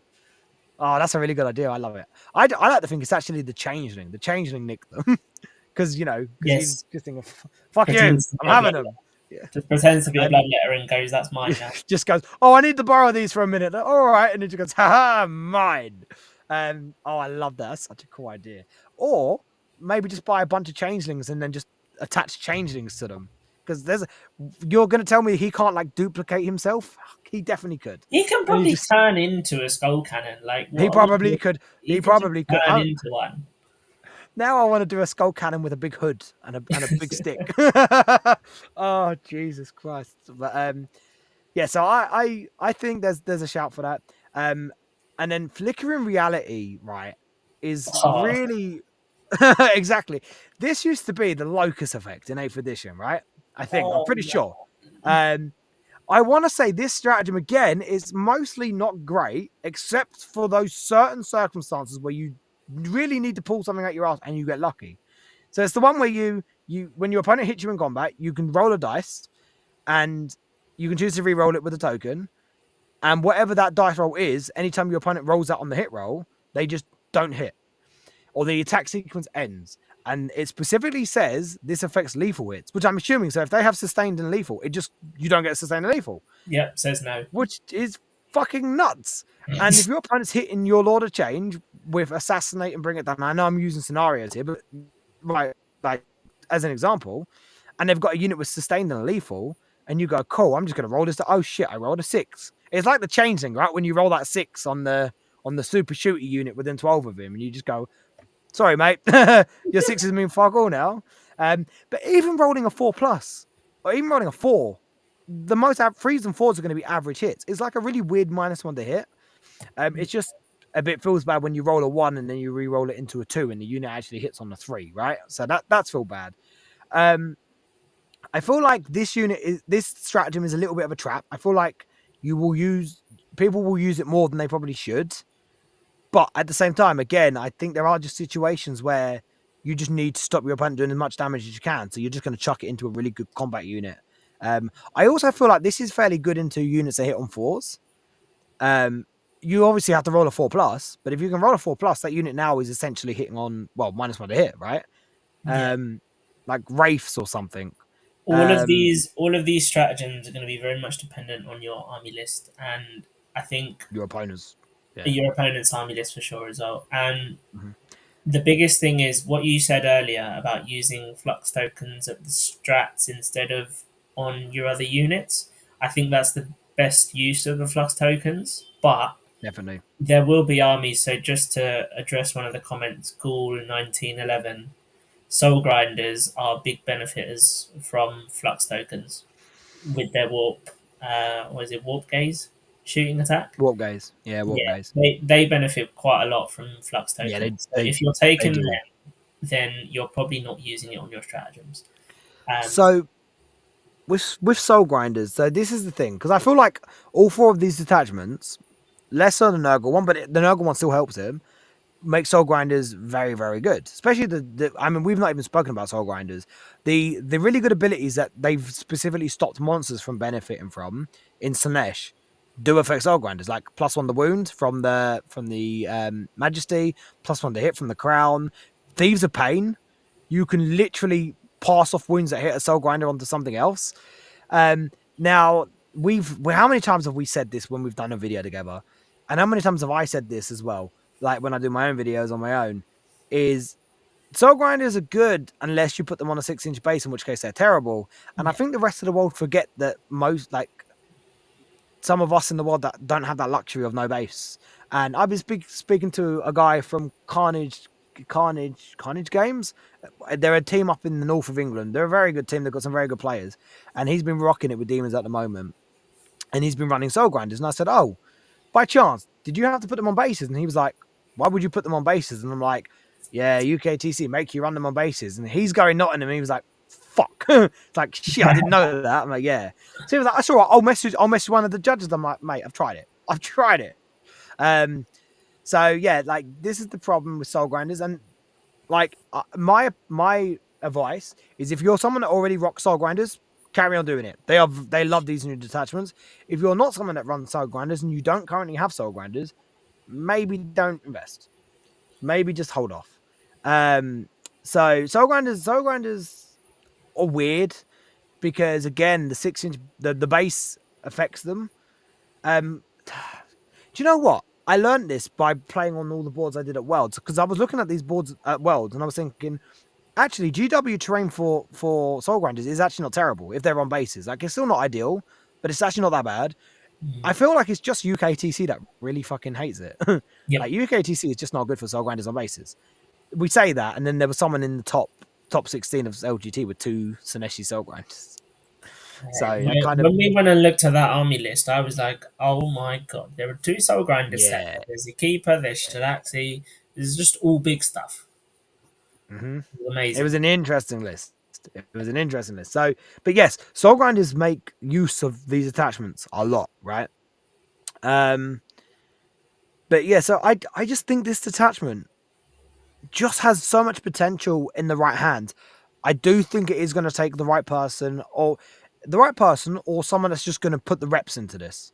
I think this is going to be a hard one to get the initial benefits out of straight away. I also think this is the only detachment, while they're all kind of list dependent, you can shake your list up. I think this one needs the right list. Like, I'm not saying there's only one right list, but your list has to be perfect. You can have no spare parts in your list. You've got to have everything you need for this list, and you have to know exactly what to use, when to use it. The resources in this detachment, you need to, again, know exactly the right time to use it, while also knowing, is the risk versus reward worth it as well. It is very zinchy. It's very, very zinchy, which makes me incredibly happy. But also, again, having played 2 games with it, if you're looking for a detachment just to run and have fun with a mate, or whatever, this is perfect, because this is a detachment that your opponent, while you can also make it non-interactive, when you're throwing your tokens out, you're giving your opponent stuff, and that will feel good for your opponent, right? So It's incredibly fun. It's incredibly fun. If you really love Tzeentch, if you're a really big like Tzeentch fan and a Tzeentch lover, I really recommend playing it. Um, I took two mess about lists that were just pure Tzeentch, and they were fun. But you want non-Tzeentch stuff in this. You want some way to hold objectives, and I think Plague Bearers, because sticky, you want sticky objectives in this. Um, and you want maybe something like two beasts. I think a unit of two beasts, which I normally slag off, are actually pretty good in this.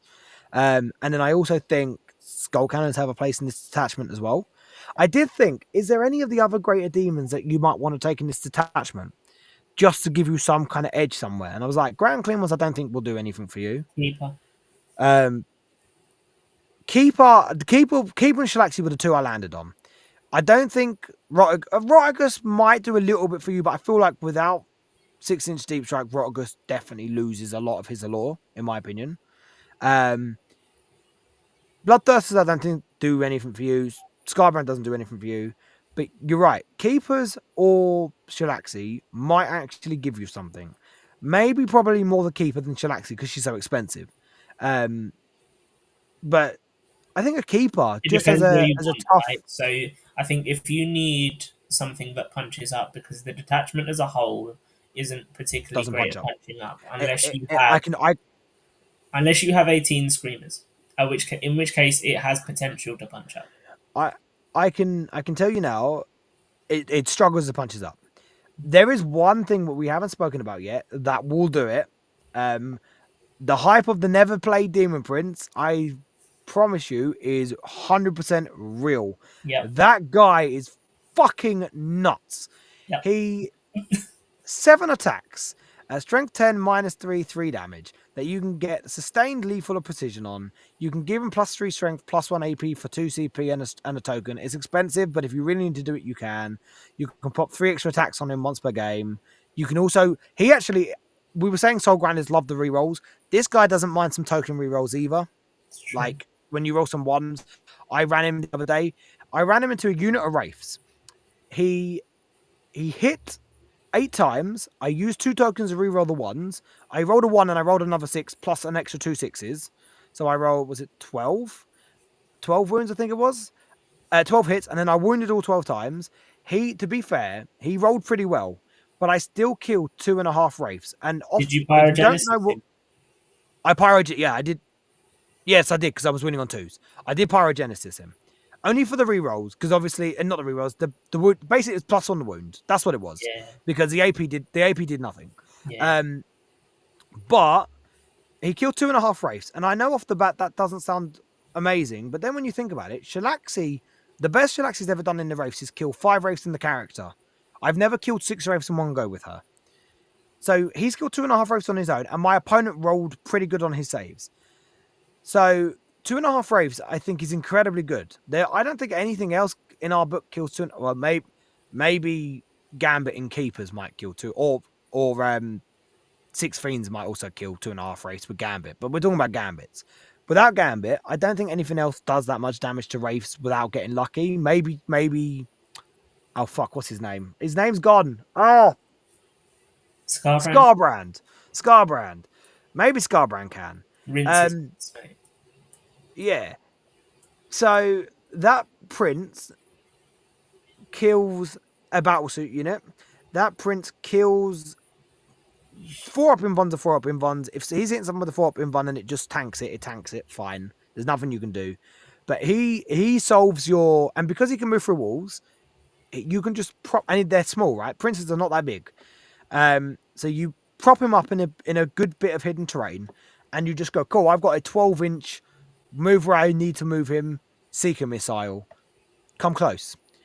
And even that threat alone is really good, because now your opponent goes, shit, there's a whole bubble of the board that if I put anything important there, he will probably nuke it, and he will probably nuke it. I really like him. I really, really like him. I haven't got enough practicing with him yet to get the full swing of him, but what I have done, I like him.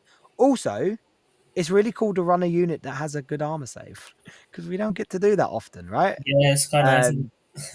Yeah, when my opponent was going, oh, I've got AP1 here. I'm like, oh, sweet. You can't see my whole model. I've got a 2-up armor save. Fuck you. I was like, this is so good.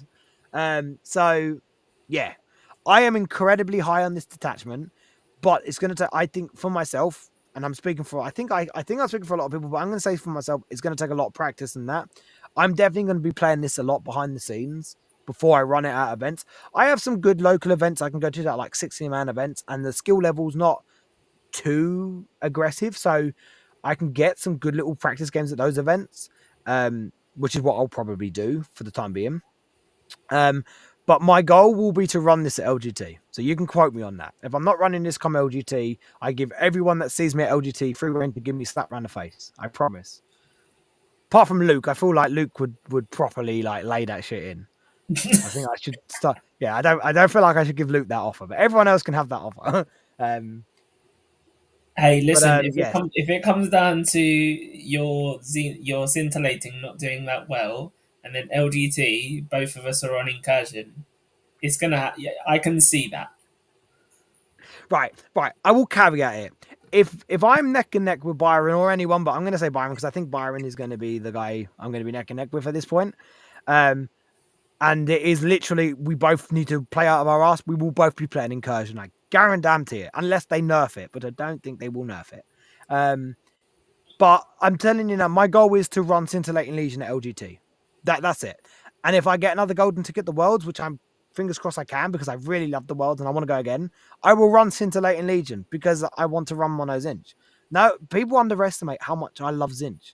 Like, you think my passion for demons is high? Double that. Double that. I love this. And I am honestly, as a this is what annoys me when people are slagging it off because I'm just looking at it from a point of view of someone that is just this detachment for me brings out the 11-year-old Franco. The Franco that got into this game because he saw the old Fate Weave and the old Pink Horrors and thought, I want to play that. And so that's why I think I love, and maybe that's why I'm so high on this detachment because this is the first time I feel like we can play Mono Tzeentch and actually get proper rules for it since 7th edition because in 8th, yes, we had locusts, but meh.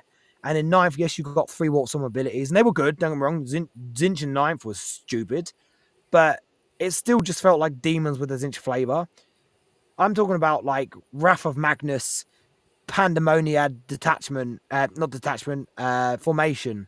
And I Yeah, know that's going to be like, that's going to be Swahili to some people that don't know it's a anything deep cut for some beyond people. 8th edition. But yeah, but for those of you like myself, like Byron, that know this shit, you'll know 7th edition demons. People thought 9th edition demons were bad. No. 7th edition demons were fucking stupid. You want 2-up rerollable invulnerable saves? I promise you, I'm not making that up. That was a thing. Do you want Fate Weaver able to nuke 6-man Death Star units twice in one turn? I promise you, that is a thing. That was a fucking thing. Because you could double D shit. And Strength D was fucking nuts. Strength Yeah, D could kill. And this was the days of one that there was no such thing as damage. Everything did 1 damage. Unless it was like against vehicles and you could literally blow a vehicle up with 1 shot. Strength D could kill like I can't remember the specifics, but you could kill entire units with Strength D, right? I'm not making that up. That was a thing. you could kill vehicles. No, you could kill units with. Maybe I'm thinking of Apocalypse Strength D. No, you definitely could though, because Strength Tzeentch got a Strength D power, Yeah, you're and right. I Yeah, I went into Centurions. I literally I ran into a Marine player who was a very good Marine player. And I will always remember this game. Just before we get into Nurgle, right? We are done on Tzeentch, but I'm going to tell this story quickly, and then we'll get into Nurgle, and then we'll call it. I played into a Space Marine, an Ultramarines player at my local club, and it caused a lot of issues because it ended up getting me not getting me banned. It didn't get me banned. I stopped going to my club for a little bit because it caused some issues because this player had a little bit of influence, didn't like the fact that his list that normally stomped people got stomped because Tzeentch demons in 7th edition were busted, and he caused me some issues. By the by, the reason it caused me issues because he come forward with all the Marine bollocks of was it Skyhammer and Centurions, because Marines were also stupid. And his list was literally stupid. And I walked up with Be'lakor flying in the air, so you could only hit him on, and he was like invisible, so you could only hit him on 6s. Screamer Stars rocking about with Heralds in, and I had a Lord of Change, I had a Demon Prince, I had Fate Weaver, and Fate Weaver looked at this Centurion unit and blew it up. I think I might have left a couple guys, and then the Lord of Change and rolled Strength D, and I rolled like high on both. Again, I can't remember the specifics of Strength D, but if you rolled quite well on them, you could literally just nuke shit. and I just nuked his big unit. I killed like 1,000 points in one turn. Also, this was the days where you started with a 2,000 point army and you ended the game with the 3,000 point army. Do you remember this? Yes. I so Everyone could summon I demons, and demons could do my it dad better. used to It was play nuts. Eldar at the time. Both me and my dad used to play Eldar, and I did Tau allied with Eldar. He just did full Eldar. Both of us had You mean farces summoning demons. Chowdar? Yeah, both of us had farces summoning demons. Are the days where everyone could summon demons, but demons did it better. And I remember playing in a local. My club had a local tournament, and we did like a because at that point we had so many players, and we did like group stages.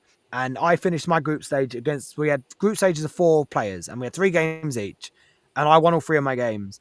And I remember in one game, I started the game with 2,000 points, and I ended up, I think it was around 3,600 points because he was just like plague drones, plague bearers, plague drones, plague bearers, beast of Nurgle, have a bloodthirster, and it was just like,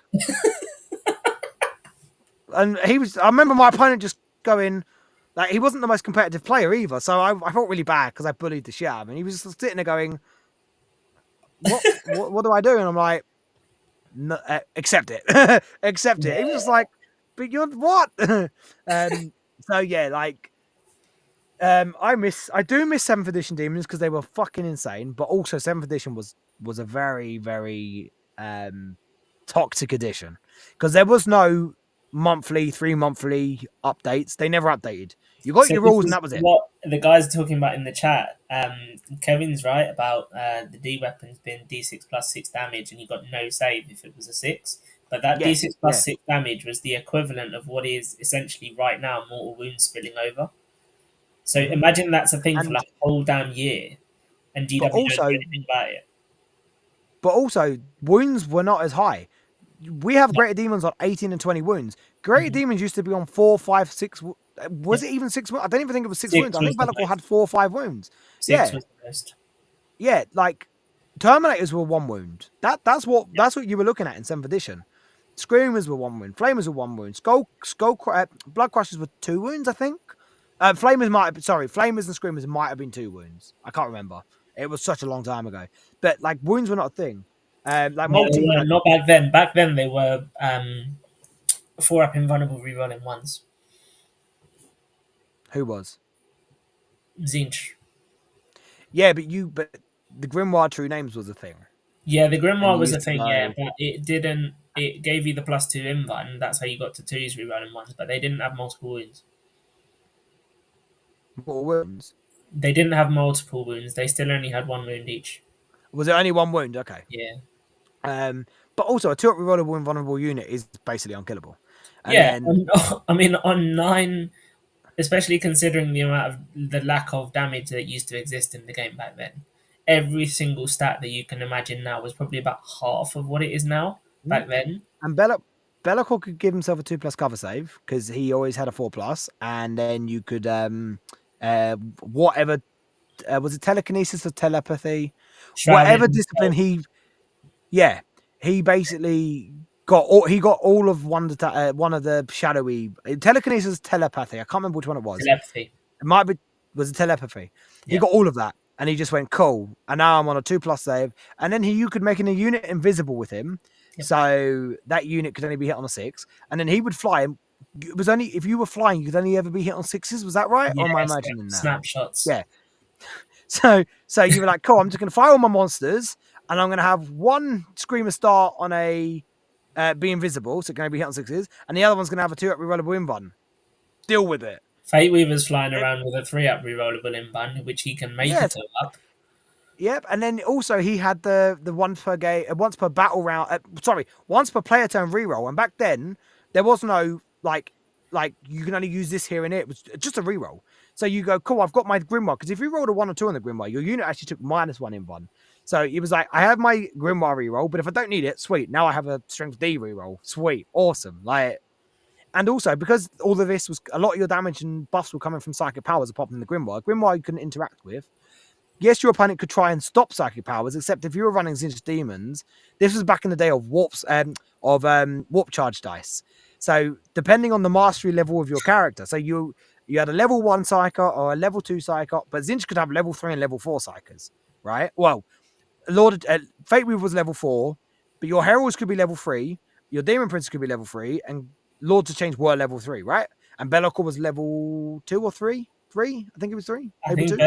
Bellicor was 2, and Heralds 2. could go up to 2. Yeah, no. Tzeentch heralds could be 3. I'm almost certain Tzeentch heralds could be. They Yeah, started at 1, chariots. and you just went, cool. You've got an average of like 8 warp charge dice. Cool, I've got 35. I'm just going to keep rolling enough dice in each power that you just physically can't deny it. Yeah.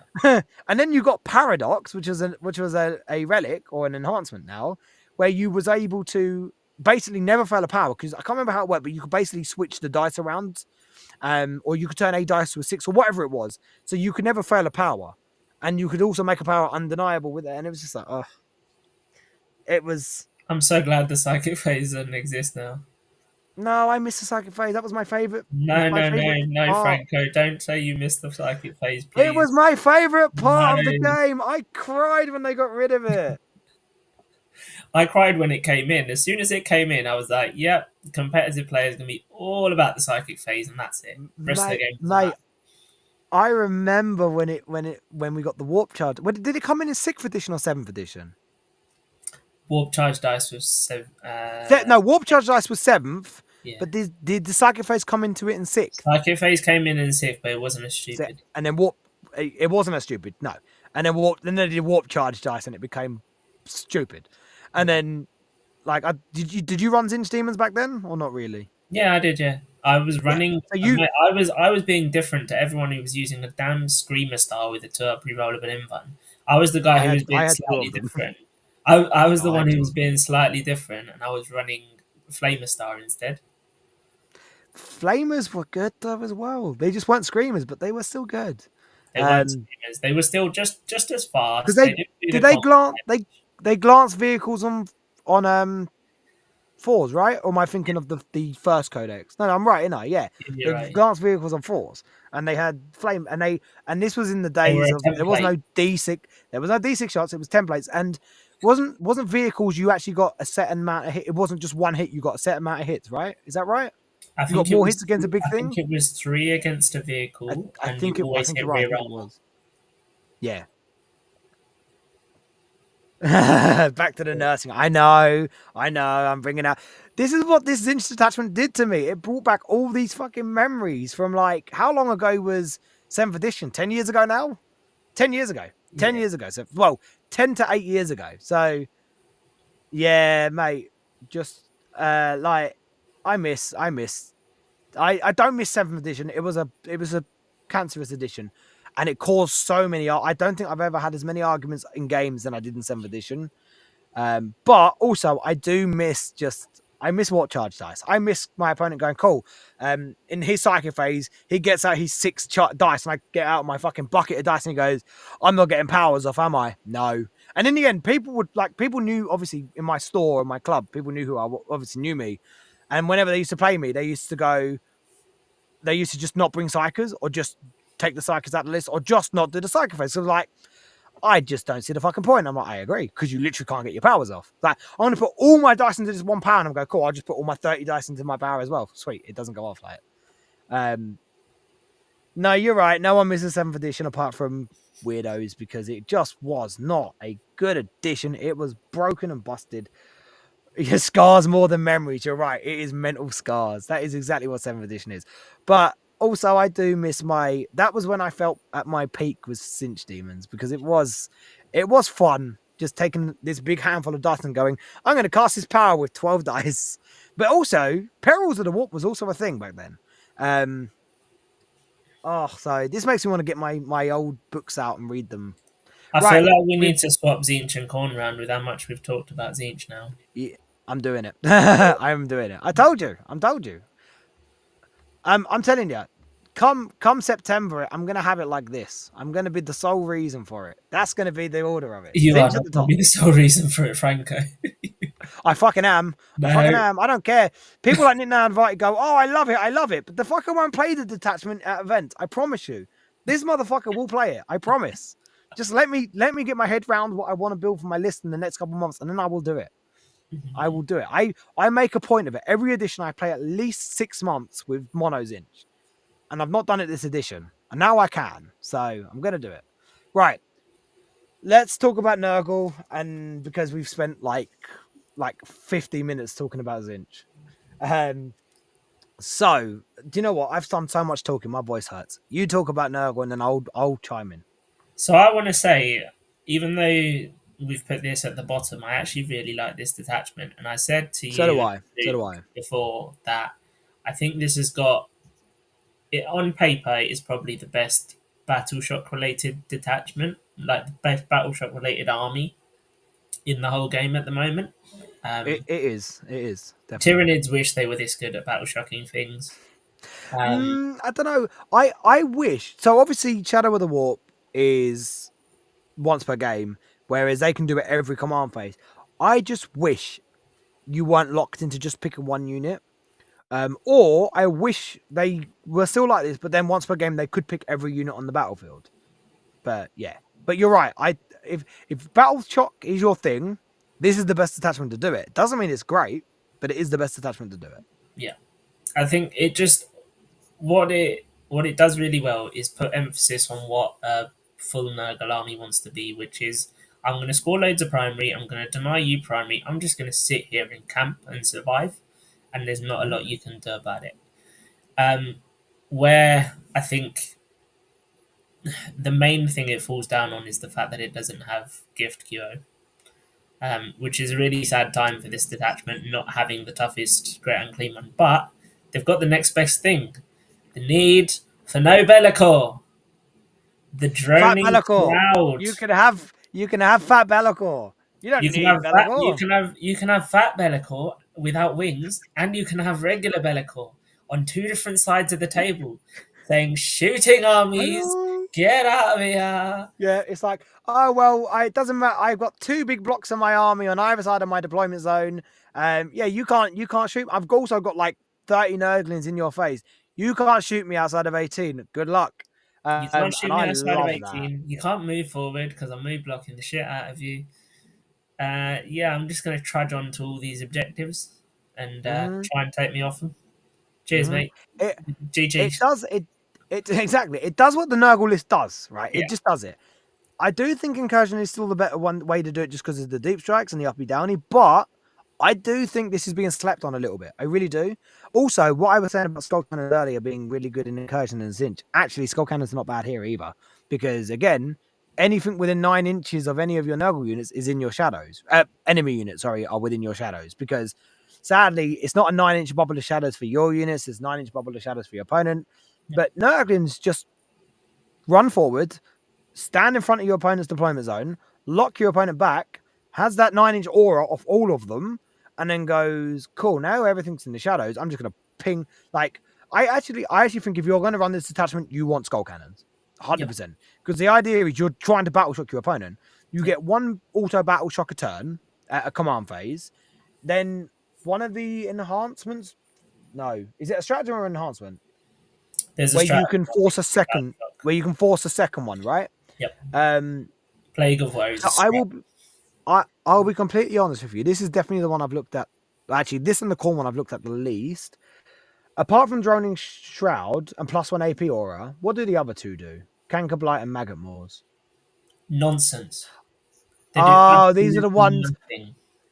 No, these are the ones that go. Oh yeah, so you can benefit from your army rule, except you lose half of it because you just don't do the mortals from the battle shock, right? Instead, you can kill a single model with canker blight. Is that right? Yeah. It's Man, nonsense. what It's does absolute nonsense. It doesn't work on what does monsters and maggot maws do? vehicles. So it's a 15-point enhancement, which Yeah, you're going to use sometimes. Majority of the time, it's better to do D3 mortals than it is to kill one model. it's Majority of it's the time. it's basically anti-custody, right? Yeah. Because but also it is just destroy one model. It doesn't matter how many wounds that model has. So, but it can't be a character, correct? Oh no, it's chosen by the control. Oh no, it's shit.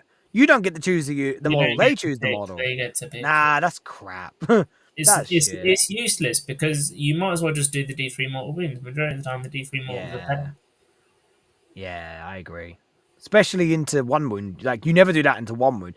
Do you have to do it because it's an aura, or is it an option?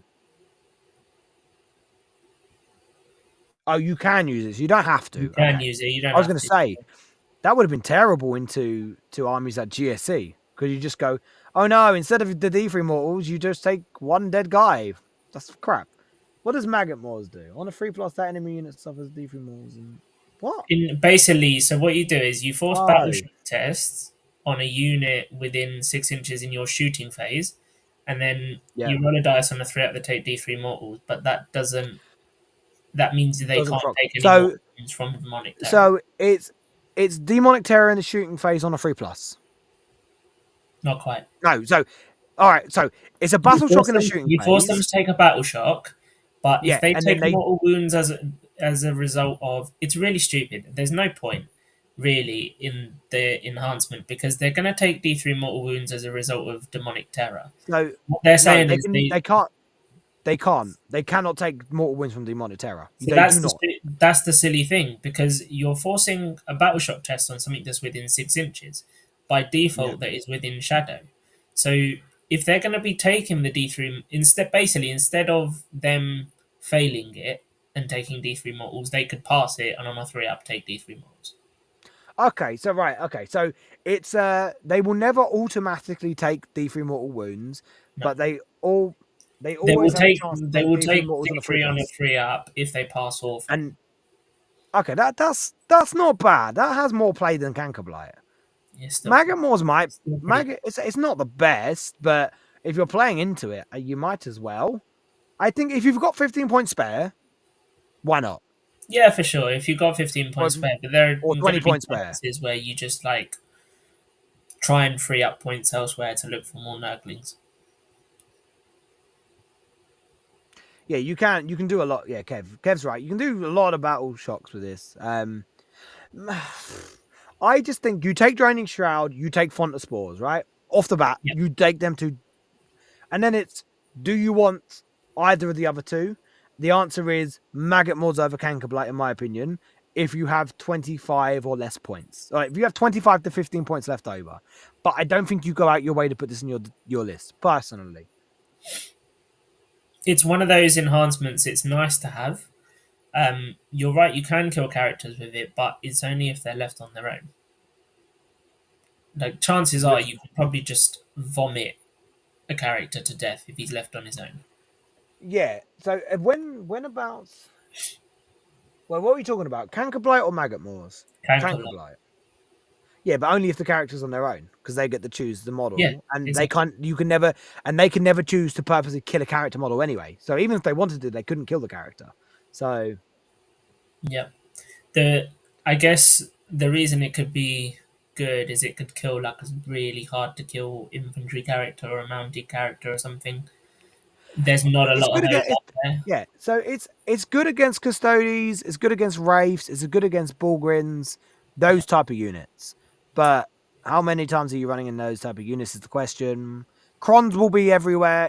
I think a good Star Shatter list has a unit of Wraiths in it, just as a tar pit. Mm. But even then, it's going to be mostly vehicles. Are you going to get the guy up with this into combat? Oh, I into think the a lot area of where you people need will him take a to? Satan over Wraiths as a target. It depends. I think both units can do it. Depends on the player, I guess. I don't think there's a right or wrong answer. It depends. Do they want more utility with the Wraiths, or do they want more punchy tankiness with the Catan, I guess. I think so. Actually, do you know what? I don't hate Maggot Moors. Looking at it more, because it's because you do the mortals either way. On a 3 This, plus, Franco, yes, you and I, how many times are we going to roll ones and twos on that? Come on. You're right. You're right.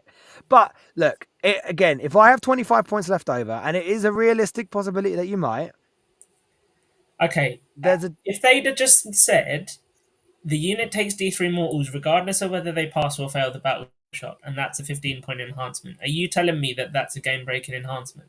Why does it need to be on a 3 plus? because we've already said this. We Yeah, jump through but hoops to get what people this get for is free. this is another this is the most unnecessary barrier needed for anything. This has been written by a person that actually thought about how can I make this fair and balanced. The same person Unlike who wrote Blue Starsha, Mirror rules and points, apparently. I can't speak on that one. But yeah, yeah. But Droning Shroud and Font of Spores are good. Yep. Font of Spores affecting Soul Grinders is very good. Um, Decided. but but I also like Font of Spores just going, oh, my Great Unclean One's puke is now AP3 with Ignores Cover. Fuck you. That's really good. Two Great Unclean Ones spitting on a unit of Marines can actually do significant damage into that unit of Marines. Yeah. Um, And I really like some of the stratagems here as well.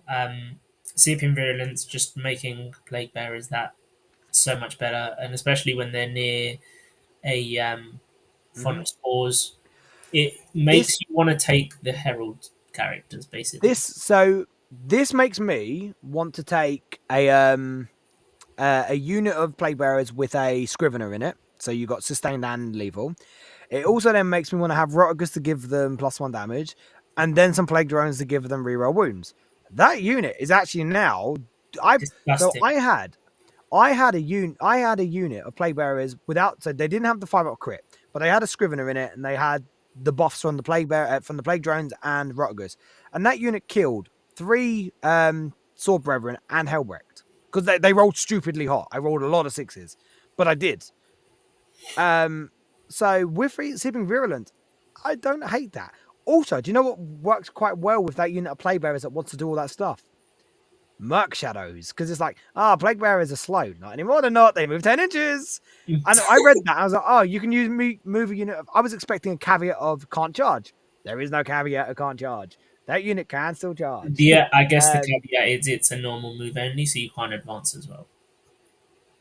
yeah, you can't. You can't Each time the advance unit as makes a part of normal it. move. You can't advance, but So, you can't advance and charge anyway, no, right? exactly. But So what you're looking at yes, is I know if you want to get you a lot of count as movement, rolling a 5 on your advance and you yeah. can charge. And then there is a very, very, very, very, very, very small argument for the Scrivener, not the Scrivener, the Bowl Piper, because he gives them +1 to their move. It's still not worth it. But he does force his no. Yes, he forces Forces battle battle hooks in the shock. fight phase. That's where he gets included in this detachment. I think so. I think you take it. Is it one unit or all units? It's all units when Everyone he within sticks with him. 6. Yeah, enemy units, obviously. Again, why the fuck not? Because he's also making them -1 to it as well. Yep. So yeah, actually, I think Scrivener. I think you want Wild Pipers. I think Um, Slopity has more of a place in this than Scrivener does because Scrivener I benefits agree. much more off of Seeping Virulence as a strat. You're only going to use that one unit. So Yeah, one Scrivener is a shout, but after that, there's an argument to put 1 or 2 because Bile Pipers in as well. that Scrivener in his Playbearer unit can run up to an objective with a lot of OC on it, punch something in the face incredibly hard, and then have a lot of OC on it because he gives them +1 OC. So that's a really good way to just kind of twist an objective back. Rot and Renewal, that's the one that heals. No, that's the go through walls. Where's the one where you can heal people? Resurgence is 2 CP. I don't like Oh, it. it's 2 CP. Oh, return one model or D3 destroyed if your unit is so Plague Bearers or Nurglings. Or you can heal D. So for 2 CP, this should be D3 +3 on a monster. I'm sorry, it Yeah. should just be What, D3 so, +3. so what I don't like about this is it's basically healing off of past battle shocks, but it costs you 2 CP. Yeah, because you can. It says your command phase. So this is before you take a battle shock, right? Yes, it is. So you can heal yourself up to a threshold where you don't need to take a battle shock. Yeah. That doesn't warranty Or you 2 CP. no, or you could get a Grand Clean that's on like 2 wounds, and then get basically 2d6 +1 heal on him. 2d3 +1 heal on him because you have this plus you have the battle shock. But for 2 CP, But you know what you don't I have? That great and clean one. What do you not have on that why great not? and clean one? A 4-up Phone of Pain. I know. Could you imagine this on him? I would do that. Oh, Oh, you shut your took whole it army took until your he's left on two it took wounds. your Ugh. entire army to take him down to 6 wounds. Boom, he's back up to 12. Fuck you. What? Why? It's like because he is.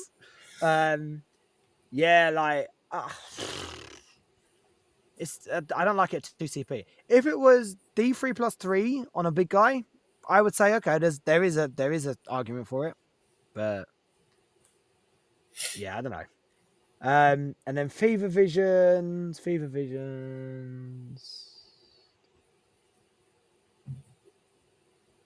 You force a battle shock in the shooting in the fight phase after you hit a unit, basically. It's not I bad. think so.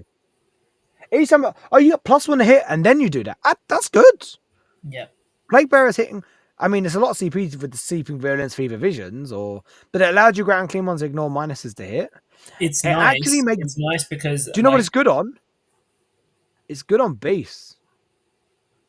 A unit of 2 beasts with 12 attacks hitting on threes. Games Does Workshop, make if 6 you're minus 2 listening, damage. that is the next unit that needs to get weapon skill 3+. No, I would much rather get a limit of 5 beasts, not fucking 2 beasts. Give me a unit of 5 beasts and Nurgle, please.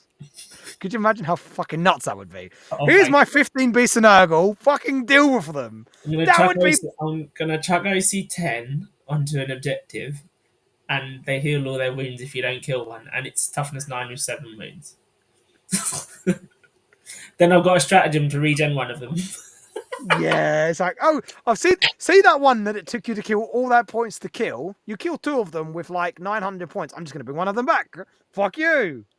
That would make me want to take 15 Beasts of Nurgle and like 50 pink horrors. Could you imagine that list? That's what this. So this Nurgle detachment, if you can take big squads of beasts, the detachment's fixed. Like I the agree. detachment's one I of the most agree. busted things around. If you can take big squads of beasts.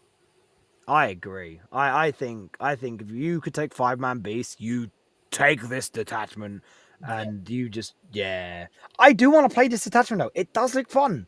It yeah. looks like it's got some good I think because it's not outright powerful, people go, it's crap. Because they're not willing to actually put effort into it. If you Thing were to is, sit what down I and put was effort saying to into you this, before, we spoke about it. You and I spoke with Luke about it. I don't think it changes massively how you play with Nurgle, and that's going to be the key. no. And The only thing it changes is like your I think it might affect how you want to score in your game because normally Nurgle wants fixed, but I don't think you can fix in this list because you no, want uppy downy and yeah. closer deep strikes. So I think that is what it changes, which might hurt you a little bit, or it might change what you do with your fixed. I guess. But it Um, improves your damage. yeah, it does. It gives It you more improves your damage. damage It, effect. it's not just that. The whole idea of the Nurgle list is you're shutting your opponent down. You're basically making it very hard for your opponent to score primary, which is a chunk of the game, right? And also kind of making it hard for them to do anything like scoring wise in general, and then just try to slowly chip away. This does this better because it just goes, all right, cool. Your unit got through my line of Nurglings, but now you're battle shocked, so you can't do anything anyway. Yeah. Like, um, it is about negatively impacting your opponent, which is what Nurgle should do, Yep. and that's why I like it. And then we didn't. What's Plague of Woes? Cool. I really have not looked that much at this detachment. I feel shamed. Uh, Plague of oh, Woes is that's the something one. that That's the forces. one where you chain battle shock, right? Yeah, But I still think this should. it does I like an I still extra don't. battle shock. No, I think this should just let you choose. This should just be a flat. Not let you do one extra. It should be instead of picking one unit, you pick 3 units for melancholic miasma. I feel like because it's a word that you can't just say off the it's like what is it melancholic miasma. It's I it. feel like Do you remember yeah, it's weird. we talked about it earlier? Pandemoniac discipline. Mate, Look, when I some of the words that mate, we got come up with for D, yeah, I said this in my live stream the other day.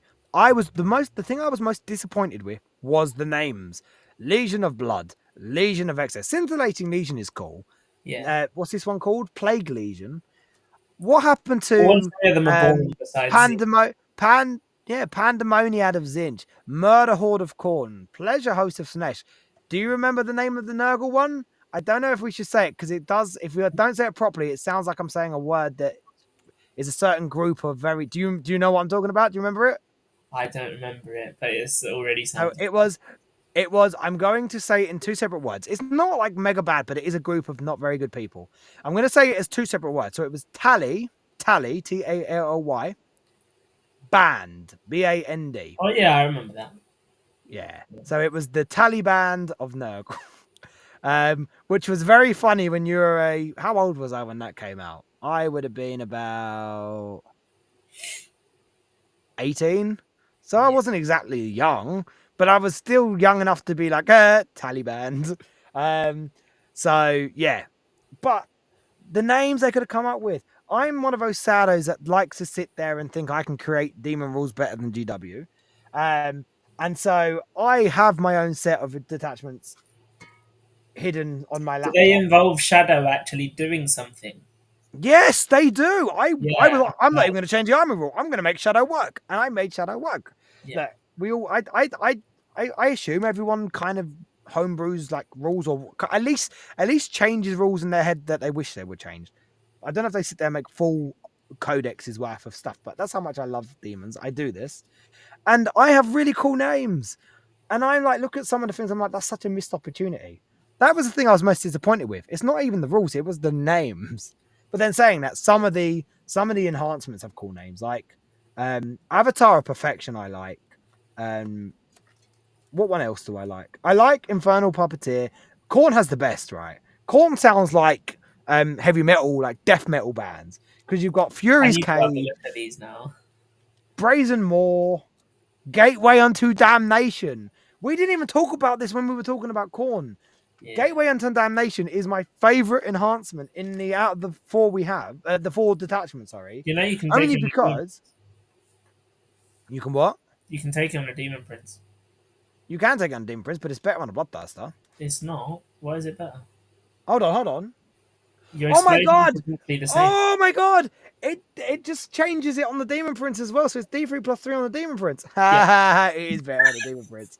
Because the Demon Prince of Wings is now 190 points with it, and he just goes whoosh. He does. You do have to kill something though for this to affect, right? Yeah, you just kill something really Oh, small with in him. addition, I mean, to be fair, he can definitely do it. And then you just go, cool, I just died in the middle of some really important units. Or actually, saying that, he can just precision a character out and kill the character Yep. and then do it. And then he's killed someone. I love this. But Kamikaze Bloodthirster does just sound fun. Like, Yeah. take this thing that I really hate, kill it because I fucking hate it, and now die. Like, it's, yeah. That's what you would Like, use a yeah, bloodthirster for. The that, bloodthirster that that went is, in the that, bin. That was That what is the you, only reason I'm excited about Bloodthirsters in that detachment because I'm like, the fucker dies anyway. I almost said a different word there. The fucker dies anyway. I might as well have him die and kill everything around him. yeah. But you know what will happen? You know what will happen because it's my Bloodthirster? The fucker will roll a 1 on the explosion because you fucking know he will, and I will launch him out the fucking window. Um. So yeah, that's the detachments. Let's have a look at some of these questions. If you've got any questions, throw questions at us now. And then we're going to wrap up because we've been going for over 2 hours. I'm so glad because we were originally going to do this at 9 o'clock. Thank fuck you were able to change your like when you were able to do it because I knew this was now. I was like, we're going to keep it to an hour, and Courtney was like, you're never keeping that to an hour. You used to talk too much. It's true. Um, so it is true. I mean, I talk too much and you say little bits. I know. I'm a big mouth. Demon Claw said, I think that's meant to say, do you guys think the Ground Clean one with Bell and Font of Spores around Playbearers looks okay? Since it's AP2, and then you bring Playbearers back. The Bell just isn't that good. On paper, it seems cool. 3 damage, isn't it? I mean, it is it 3 damage? I think I it's three think, damage. Let's have a I look. think it's 2 damage. If it was 3 damage, it would be good. Is it two? Is it 2 damage? Let me have a look. Yeah, it's only 2. Yeah. I mean, test it. There's no harm in testing it. I might even if you got a lot. I still think you want to have a lot of plague bearers in this list, and a lot of Nurglings, loads of Nurglings. I love Kevin's comment. What do you mean? You're going to win LVO, you prick. What are you saying that? He needs to There's win a LVO couple of now. He's been given it. there's a couple of strats, by the way, that we didn't talk about in the Slaanesh detachment that I want to touch on. That Hold on, hold on. Let me see. Let me see if I can guess it. We did talk about these, no? nah, Oh, are you gonna? Are you? You're not gonna talk about sensory excruciation, are you? Because that's so terrible. I hate that stratagem. why is it terrible?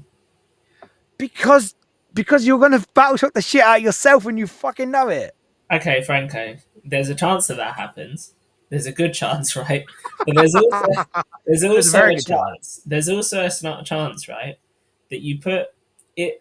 The reason I like it so much, it allows me to play an element of the style that I already play in Incursion, which is put monsters on objectives, and then in my own command phase, just be like, okay, you've tried to stop me taking these objectives with loads of stuff just by moving on to them. All of you have battle shock test, please, because you're all within 6 of my keepers. Look, You're I gonna can have see your why you think minus it's one. good. I'm gonna have my plus one. I'm healing. You're failing. I'm taking primary points. Yeah, It's look, very you're not. situational, Yeah, but it is. You're not wrong. You're not yeah. wrong. It's got good uses to it, but I just know I'm gonna fucking. Do you know who does a always fail battle shocks for me? And I'm not even taking the piss at this point. She always does, and it's Shalaxi every fucking time. That girl. Um, so I know she's gonna fail it. Though saying that, if anyone doesn't, I say that it'll be on the turn where you need to run her for a wall. But do you know what? I get what you're So saying. here's the thing with this: if it's that important with Shalaxi, you can still insane bravery it. This doesn't say at what point in the command phase it's in.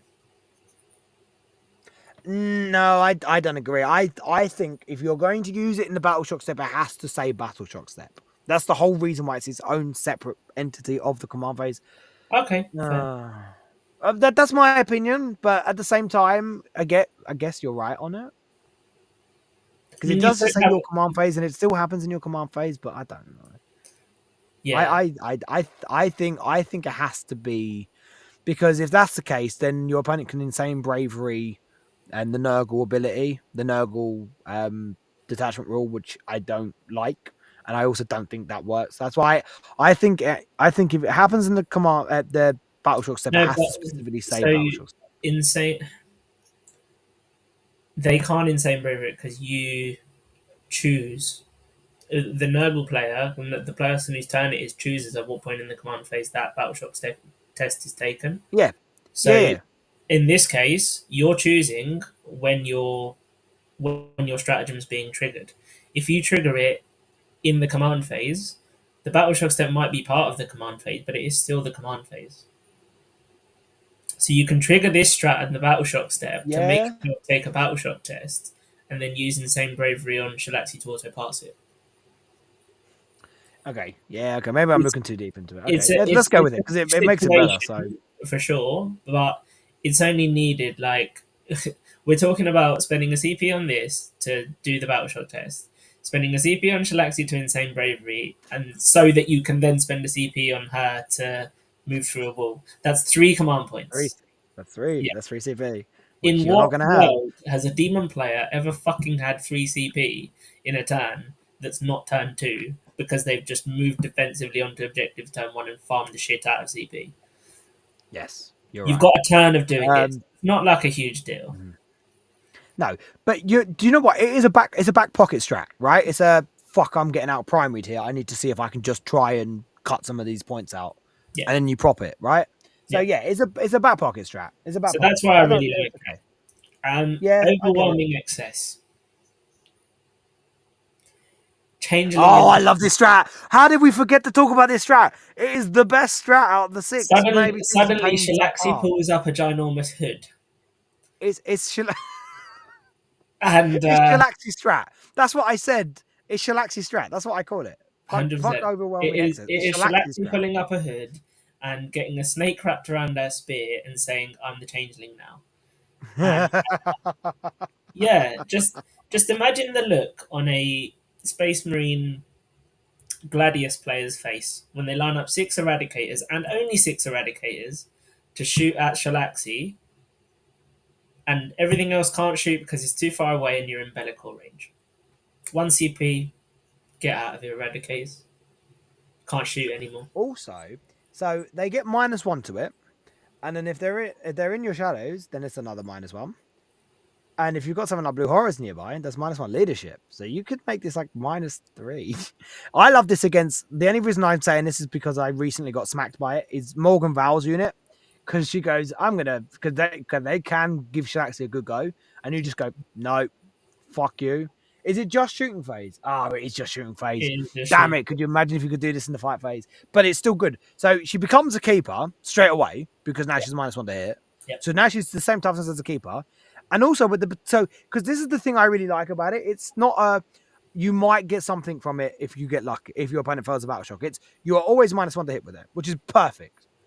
And then it's that big super shooter unit you just lined up to suit Shalaxi. Have that. And I It's just full on I Shalaxi becomes changeling. Like there's no better way to yeah. describe it. No, you're right. It is. You're right. It's not even that. It's the changeling is playing as Shalaxi and just turns into himself for like a phase. So, like, haha, surprise! Um, I can't believe we forgot to talk about this. It is It's just those last fucking two strats we amazing. mentioned. But yeah, we spoke about Thieves of Pain and how disgusting it is. Yeah, we spoke about Thieves of Pain, of course, go through walls. Cavalcade of Blades of Well, we spoke about the nuances with that. Yeah. And we talk about arch agonists. I have to say that so slowly. um, It's but like when you overwhelming say it's a bit excesses. like when you have to say tally band. You gotta say it a bit Tally slowly. band. You have to, Yeah. you have to hyphen it. Otherwise, it does just sound like you're talking about a certain group of people. So Kevin, you shut your dirty mouth. Byron is not the truest demon lord. There is only one true demon lord. This dude. Um, but yeah, no, overwhelming excess is fucking phenomenal, and it is Shalaxi's strat. But also it's not bad on Six Fiends either. That's pretty good on Six Fiends. Yep. Um, Uh, I think a lot of the stratagems in the Slaanesh detachment encourage keepers and big bricks of stuff, yeah, which is. it does. It definitely does. But then the issue is, does the detachment rule actually encourage keepers and big bricks? I don't know if it does. I think if I think it does. What it does does it does to an Gambit extent. Yeah, Gambit encourages does keepers, but I don't think it and encourages big Fiends? bricks. No, I don't. I think it I does. don't think it encourages big bricks of fiends personally. Mate, Six Fiends with Gambit can kill so many things in this game. Yeah, they It's can for fucking sure, insane. but against combat armies, they have to survive it as well. Yes, but mate, that's where you have sometimes you don't always use it. Sometimes you just have False Majesty nearby. Also, like we spoke about. This is where you become janky and you start tagging models up so they can only get so many things. I get what you're saying. We had this argument a few months ago on Six Fiends versus Three Fiends, and we both have. I mean, I definitely went more down the Three Fiend route again because they're just good in 3-mans. I still think a 6-man, at least one 6-man block is probably wanted. I like two. Um, but Sorry, I've just seen Kevin's comment. hold on, I need to remember it. Add an F after the H in that 2 CP strat.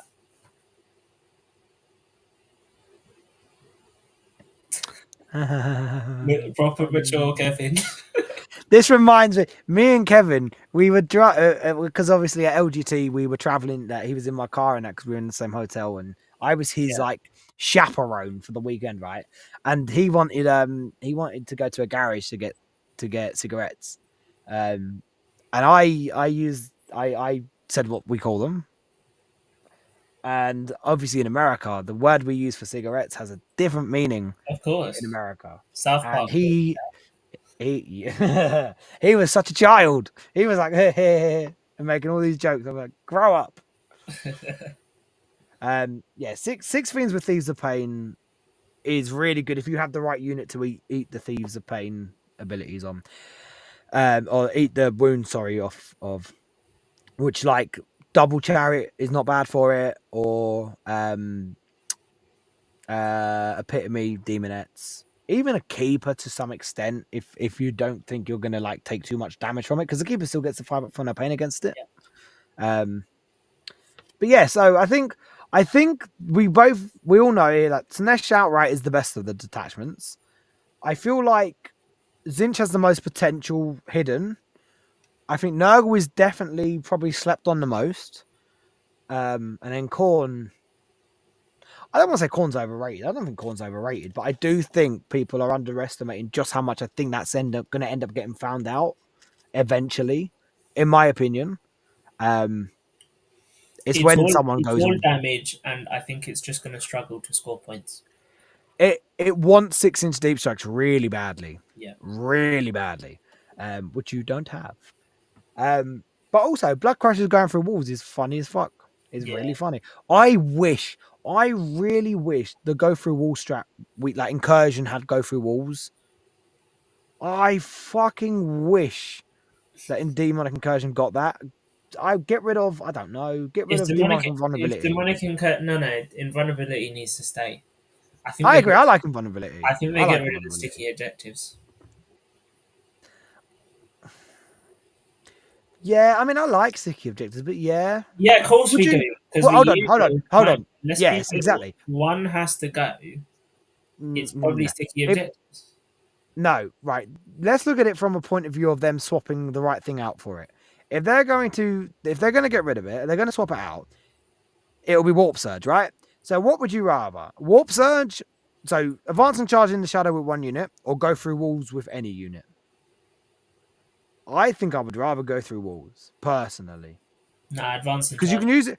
No, because if you can use it in the charge phase like you can here, you just 6-inch deep strike behind a wall and then go through the fucking wall. How about the previously 3-inch deep strike that's now become a 6-inch and you can't charge?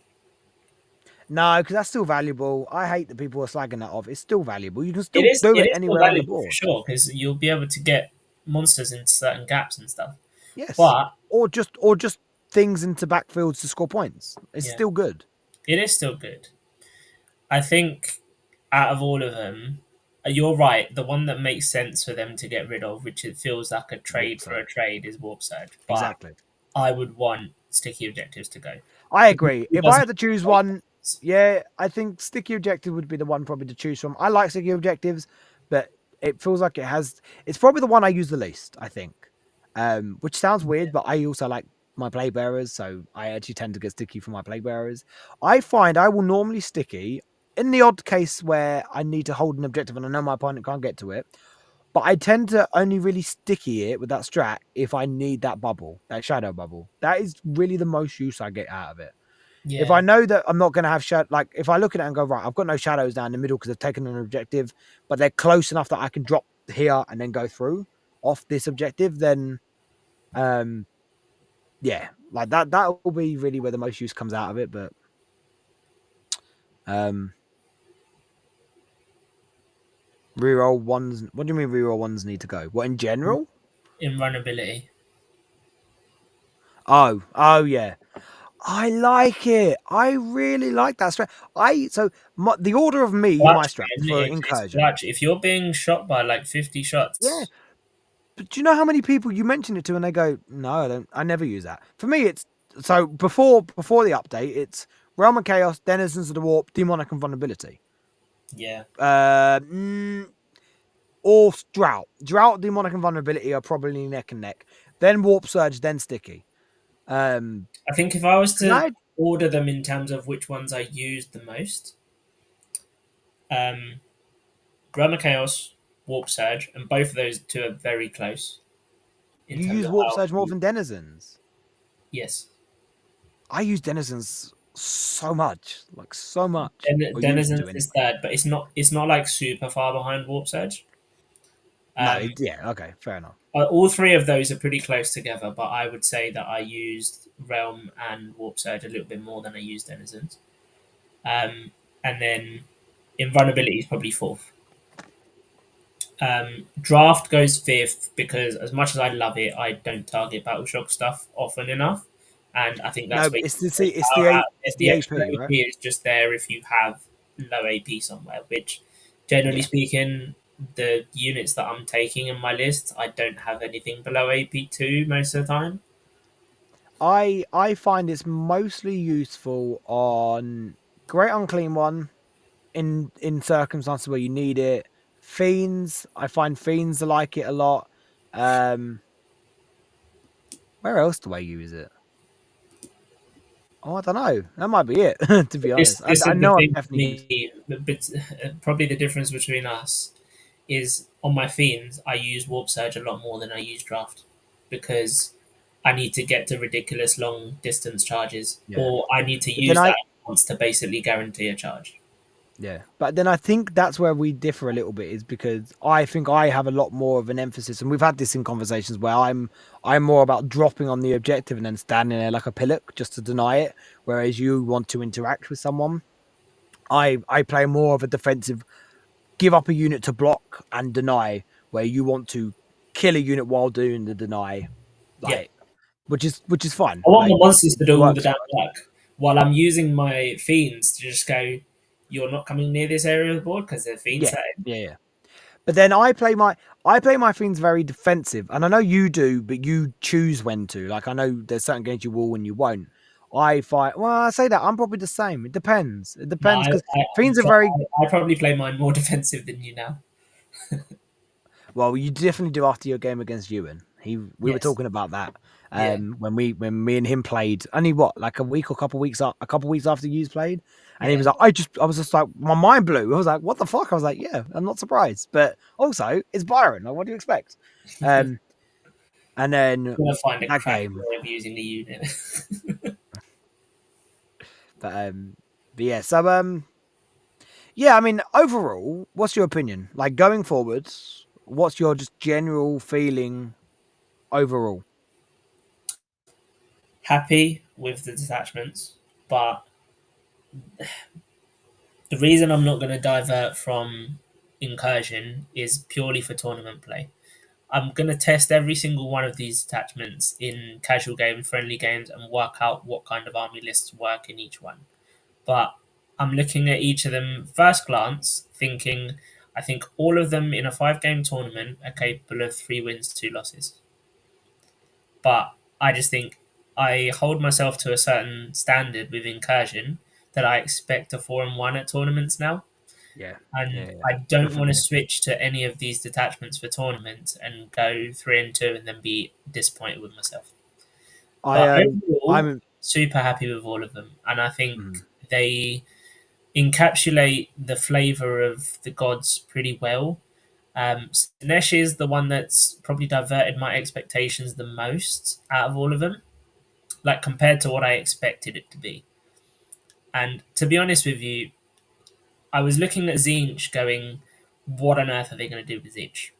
And that's always every edition this happens to Tzeentch, right? Is GW get caught between a rock and a hard place of do we make it tricksy? Do we make it tough?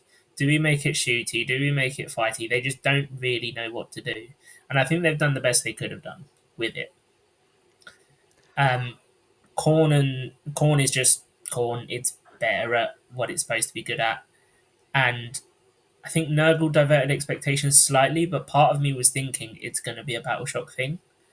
Slaanesh is the one that's really gone, okay, I really like the idea of this Gambit ability. So I was half expecting Slaanesh just to be advance in charge whilst you're in shadow, fall back and charge. yeah. I And think that's we all expected that because I thought they were going to be lazy. Well, so it's really hard for me to say this because I got a little bit lucky and kind of found out a little bit early, but I only really knew about the Nurgle one mostly. To think about it, I thought they were just going to be lazy with the shadows. The fact that these really, apart from the Nurgle one, which does use the shadows, the other three barely use it, and that really shocked me. I thought they were just going to because I overall I don't like the shadows. I think the shadows is such a shit army rule in general. But Warp Rifts makes it worth it, right? And I would just wish Warp Rifts was the army rule, like Shadows of Chaos, if but Warp with Rift Warp was the Rifts. army rule and Shadow of Chaos These was a attachments would be fucking detachment for busted. incursion, They would be incursion busted. dropped to the bottom. If Yeah, it would. if But it depends. It depends what Incursion got as this ability. Probably the Warp Storm, innit? okay, if it still had the same combination, right, that it has right now, and then all of those other detachments, instead of all the shadow nonsense, get 6-inch deep strikes. Oh yeah, then yeah, Incursion just goes in the bin because they Yeah, just get Incursion plus extra bits. But Yeah. I think the thing is with this, I agree with pretty much everything you've said. As far as me going forward, I'm almost like yourself. I hold myself to a high standard. You know, 4-1 is kind of my goal. Like yourself, now I can say I've gone to super major or big major event and gone unbeaten. So now I want to. Now I feel like right, that's my level. I can hit that if I can, like in certain events. But 4-1 is my level, right? Um, I've started the season off for UKTC incredibly well, and I'm going into the last few months of ITC really well. Unlike that fucker who likes to just win or 5-0 and 8-0 all the events he goes to, he's going to win the ITC, which is fine. He's earned it 100%. But finishing in the top 3 is still a possibility for the ITC for me, and I would like that. Fine, I'm cool with this. Number 1 demon spot for the UKTC is my goal, as it is every year, but I have a feeling this might be the last achievable year for myself to do it. Nothing to do with rumors and shit, just personally. To be fair, I did say I'm going to pull back for this next season after LGT, and I've not done that. Well, kind of a little bit. I've done a lot less events You to start because with, Josh but beat you. That's why. huh? Because Josh beat you. That's why. Yeah, I If he think. hadn't leapfrogged last season and you took Mm, it, I think you would have chilled out a bit. Maybe. But to be honest, I was getting a bit jaded with 40k, and I was essentially just in this monotonous drone of just playing. Worlds was the best thing I could have ever done because it just reignited everything in me to play the game. And I don't know why. I just had a great time overall, met loads of great people. I had 7 very, very good opponents out of 8 at Worlds, which was awesome. And also stepping up to that level and hanging at that level was also a very good feeling. So it reignited my flames for 40k. And then these detachments, this is why I don't want to just go, oh, I'm just going to stick with Incursion forever, because I don't want to. Like it's stale. It's incredibly stale. And so I think for this month, well, next month, I think it just makes sense to maintain that 4-1 for like level. I think Incursion is just where to stay for now. But come February onwards, I want to be playing other bits. And Yeah. like I said, my goal is to eventually be rocking Scintillating Legion, like fully. Um, which I like. That's what the best for me. This is the best thing about these detachments. I feel like I can set myself personal projects and goals now. Like I'm going to build lists for each of them and have playable lists that I can do well with at events for each of them, and I can just pick from them. But for me personally, I need to play, practice, and I need to muscle memory everything for me to then be good with a list. That's how I've always been. Hence why I try. I mean, I do end up changing lists, but that's only because I try variation. As soon as I hit something I like, I'm on it, right? So that's yeah, like that's why I really want to play with these lists. Gaul says I think Khorne is the weakest. I played it yesterday and it wasn't feeling it, to be honest, though. And I was playing it into Vanguard Marines, and Incursion is the best. Yes, Incursion is still the best. I think, like, this is what I've been saying with the Khorne one. I think outright to start with, fine. But I do think as the months go on, it will just slowly sift to the bottom. Because once people start, Slaanesh will be there. Once people start figuring Tzeentch out, I think it will get there. And I think, again, we're both in agreement on this with Nurgle. Once people start wanting to test it out and start building into it, you'll get there. But none of it feels like the Tzeentch and the Nurgle detachments have kind of a ceiling to it, which is why I think a lot of people kind of got put off by it.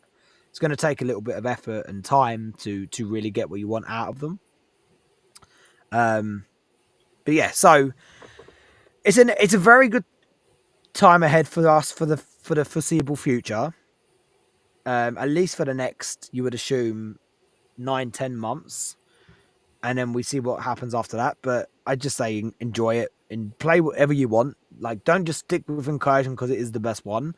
Like, have fun with these detachments. These are why we have them. They are generally fun. They give you, and this is what you and me were saying before we started. Every one of these detachments changes how the army plays. You're playing a different army. It's not like every other army where it's a flavor of the army. I generally think, and again, that's what Demon should be. Yeah. It should be 5 armies. It should be undivided, Khorne, Tzeentch, Nurgle, Slaanesh, right? Um, there's only one. I have one really big issue with us our state at the moment. Like, and it's a really big issue, and that's no Disciples of Be'lakor detachment. I really want a Disciples of Be'lakor detachment. Um, Maybe Chaos but Grace I guess will don't, get it next edition. assuming we don't have a codex, right? That's what that assumes. If we don't get a codex, maybe. Yeah, I guess. But Bastards. I'm at the point now where I'm thinking we've got 4 detachments here. We've got 5 detachments in total. It's We have a essentially codex. us getting a We have a codex. codex. Yeah. Yeah. So Well, this is essentially instead of a codex, which means we're probably not getting a codex this edition, and that mhm. likely means Bellicor going into CSM next edition. Look, so I don't. The reason I don't really want to go into this conversation is because I got chewed out online for trying to help people with some of the information I have. My last thing I ever want to do is be negative or cause negative issues with the faction. Of course not. I literally, my entire hobby is based around this single faction that I love. Why would I do that? But my one word on it is anyone that saw 4 detachments and thought, oh, we're definitely getting a codex. I would love to see what goes on in your head because personally, we've been giving no, and I don't mean that in a horrible way. I'm genuinely curious. Like, I how know. have you come to that? Have you? How have you come to that conclusion?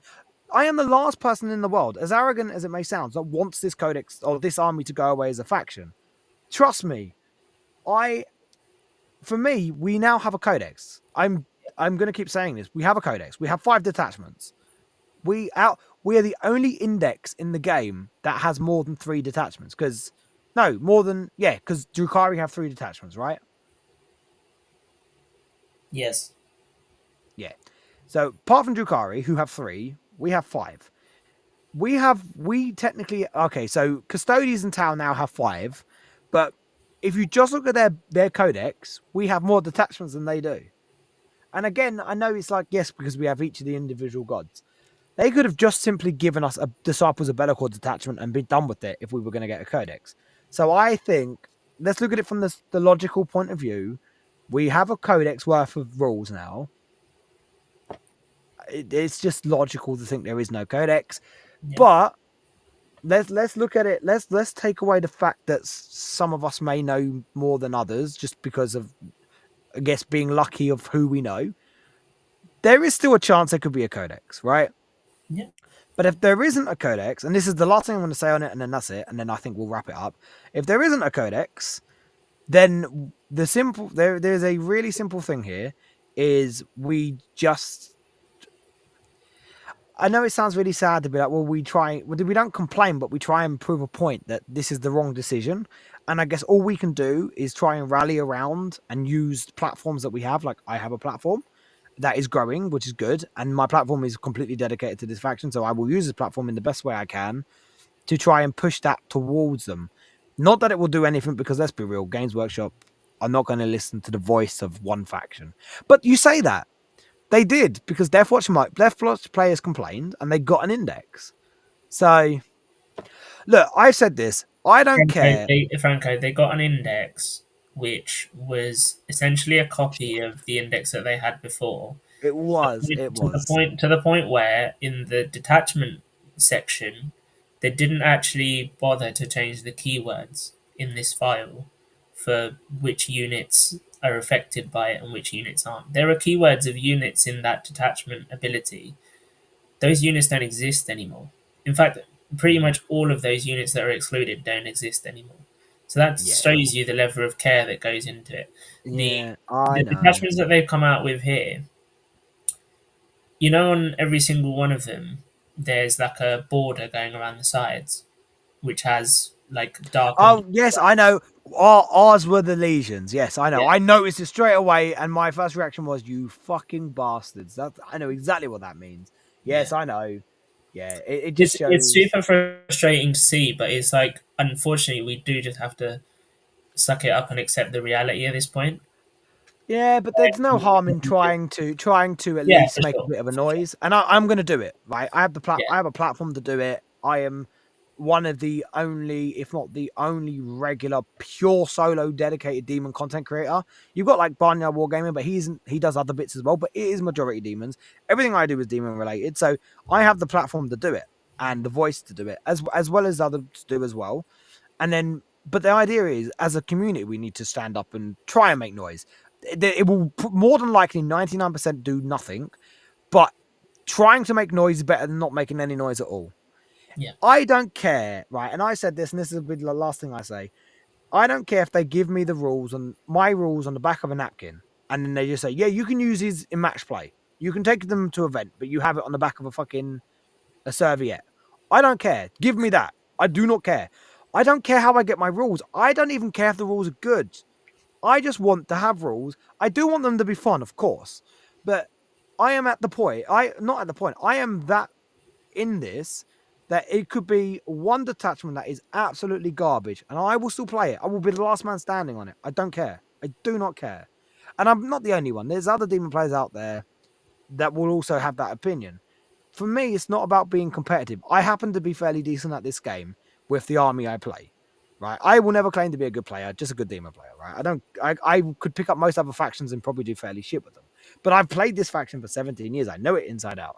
For me, I just want to have rules. I don't care. I don't care if they never give us a codex again, but they give us a digital download every edition. Here's some detachments you can use your demon rules on.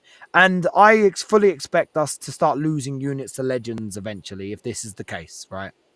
And if that happens, then our range is going to get smaller. I think the soul grind is gone. That the days on that are numbered because of Age of Sigma, right? Let's apply logic. And I reckon we're going to start seeing certain units that are less used, more obscure units, maybe even some characters, because we have a lot of characters. Characters like Epidemius and the Blue Scribes and I don't know what else, but yeah, like I don't know. Like we might even see the like Chariots.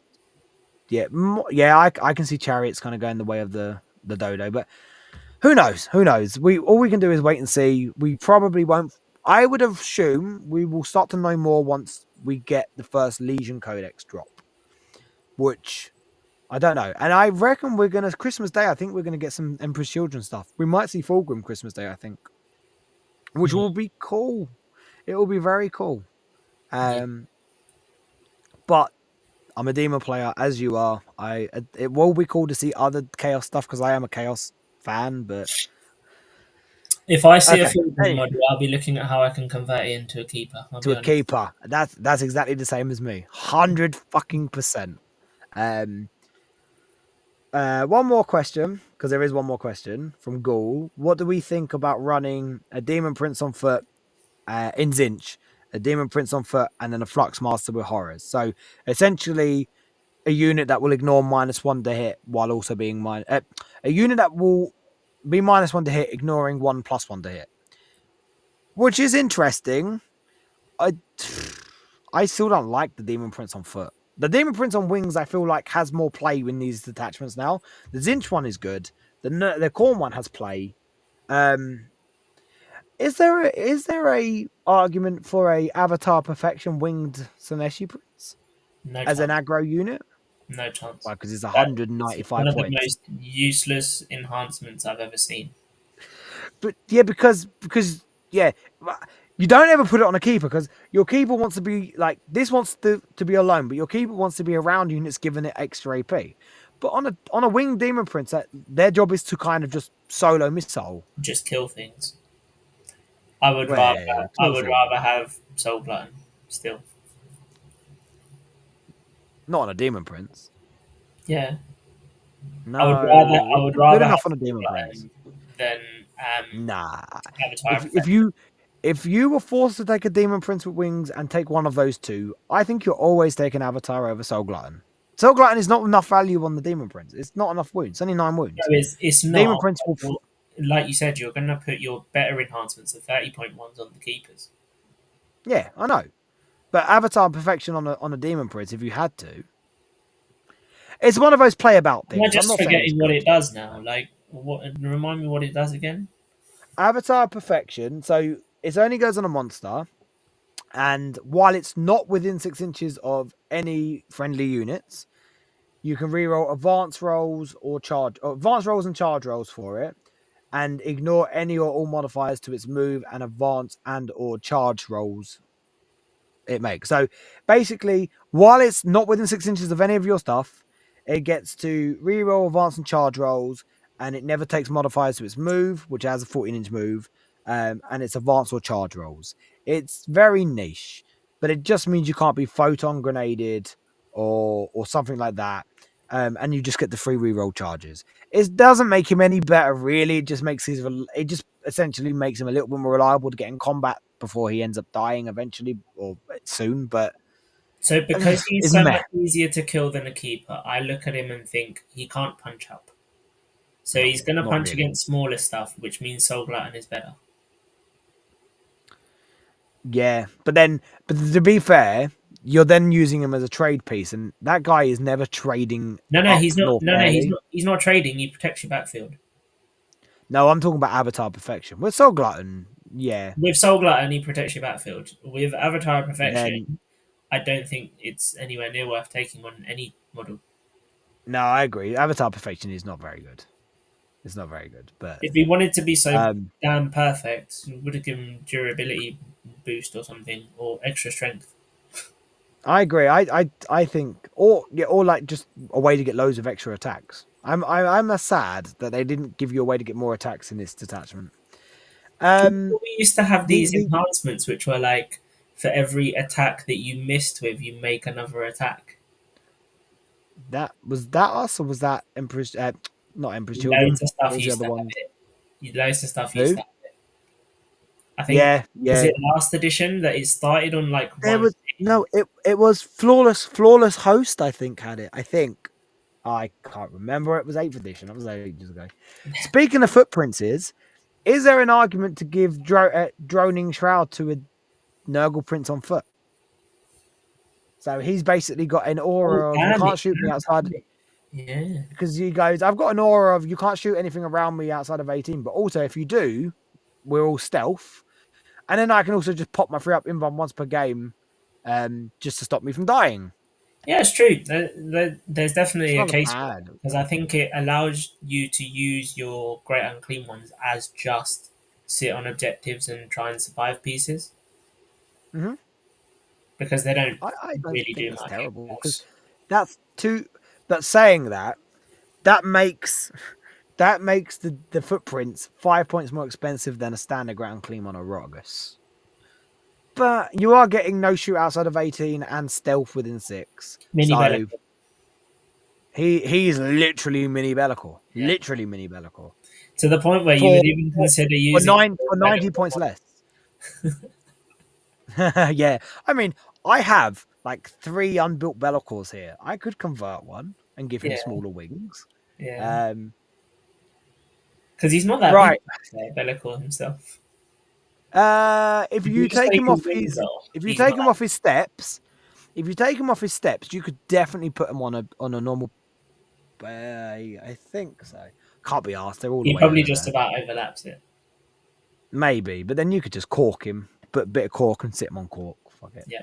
Um, cool. I think we're nearing 3 hours, so I think we're probably going to wrap it up there. But I'm really liking the live streams. I'm going to start doing more live streams. They're fun because you can just sit here and talk, right? And it doesn't matter how many people. Like there's 23 listening at the moment. I think we hit 40 at one point, which is cool. And then people can watch it back. Just listen to us fucking ramble on. Maybe this is what we should do with other podcasts going forward with Luke. Maybe we'll make them live. The natural rambling continues, and people can tune out if they want to and don't want to listen to like car But crashes in Tesco and stuff. But good old car crashes and Tesco's. Oh, good old Byron. Um, right. I think we will call it there because it is now 10 to 10, which is not that bad to be fair. So Byron, you got 2 games on Sunday, did you say? With two it's games right, on two Sunday, games on. one on Monday. Both with I forgot to tell you about the both one with on Legion. Monday actually. The one on Monday is going to be against Dark Eldar's new detachment. Oh, is it Paulie? Yeah.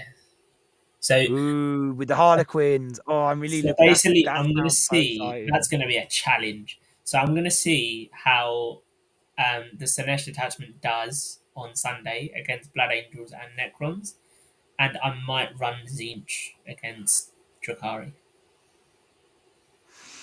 No, no, no, no, I wouldn't. So you are getting the three perfect, well, not the three perfect matchups, but three pretty good matchups for that Slaanesh detachment. The Tzeentch one, No, I think I they're don't know. difficult matchups, mate. No, they are difficult matchups. What I mean is good ones to test out against Good, good because they ones are to hard matchups. But the Because reason you, I'm saying to pivot to Tzeentch because I do want to test Tzeentch against a tricksy combat army like Drakari. yeah, yeah. So I learned hard that Tzeentch doesn't like shooty armies. Um, well, let me say that again. Tzeentch doesn't like two of the best shooting armies in the game, which is Star Shatter and Is that Calico, because you which are didn't take both. Be'lakor? I didn't take Be'lakor, but I don't feel like he would have given me anything because my two big assets were sat behind walls for most of the game, and the other stuff that were going forward were just going so far out that Be'lakor would have been fucked anyway if he'd gone that far out. So I don't know. The way I'm Yeah, playing I this think list, I Star don't feel like Shatter I need just Be'lakor. fucks everything too hard, doesn't it? Star Shatter just looks at Be'lakor and go, what is it? 18? Fuck your 18. Like, yeah, no. Star Shatter is fucking dumb. It is so dumb. It is stupid. Do you know Maybe there's a nerf coming they for it. can? Maybe. It's really funny. A squad of 6 heavy destroyers, in fact, a squad of 6 regular destroyers with a Locust Lord backed up by Silent King's um, ignore modifiers, and then another character for reroll ones to hit and wound. That can probably drop Be'lakor just by being in aura range. The unit Yeah, itself can it probably drop Be'lakor. Now, could. without the auras and stuff, I know the auras play a massive part, but without the auras, that unit is about 300 points, if that. It's mad to think that they can one tap It Be'lakor. is. And then like my mate the other day was testing out two command barges and they were quite handy because they give like OC buff and then he had like -1 damage enhancement on it, which it was putting on like Zarek. And who the fuck wrote this detachment?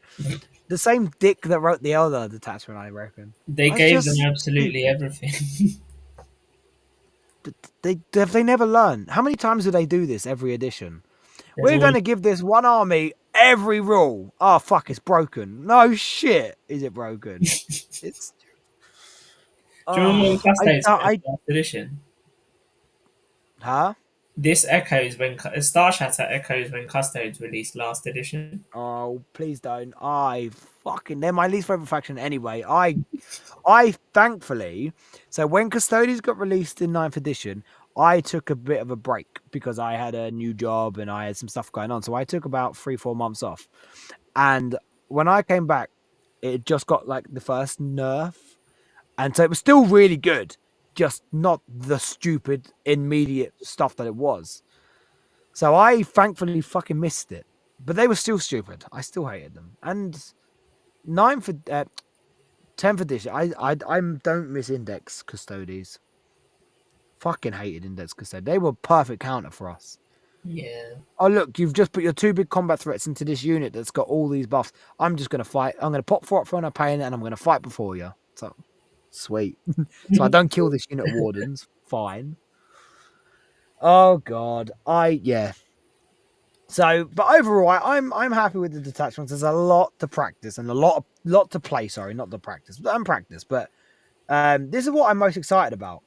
Is we've got so much like there's so much here that there's just too much to really do at the moment.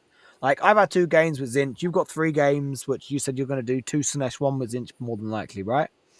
Yeah. Which is interesting. What is I your might Tzeentch do list three like? Slaanesh, we'll see. I think you should. I think you should.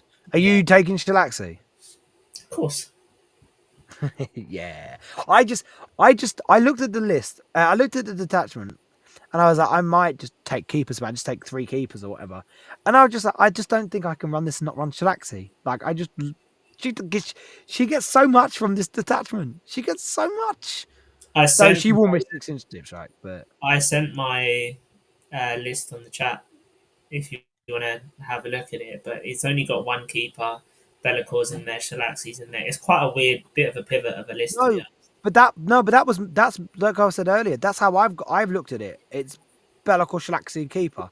That's Yeah, what I've ended up going with. I will have a look at that in a little bit. yeah, Okie dokie. Right, we're literally about to hit 3 hours, so I think we'll call it there. But it's been fun as it always is, and we are going to do more live streams. I think I need to really. Life's been hectic at the moment because, as you can imagine, Christmas time as a chef is not an easy time of year. So filming's been a little bit limited recently, but I think I can be forgiven considering I released 2 things a week for like the last 6 months. So um, I haven't done no self promotion plugging, so we're going to do that before we end. But I know we're about to end. We'll catch you all in the next one. Thank you for tuning in.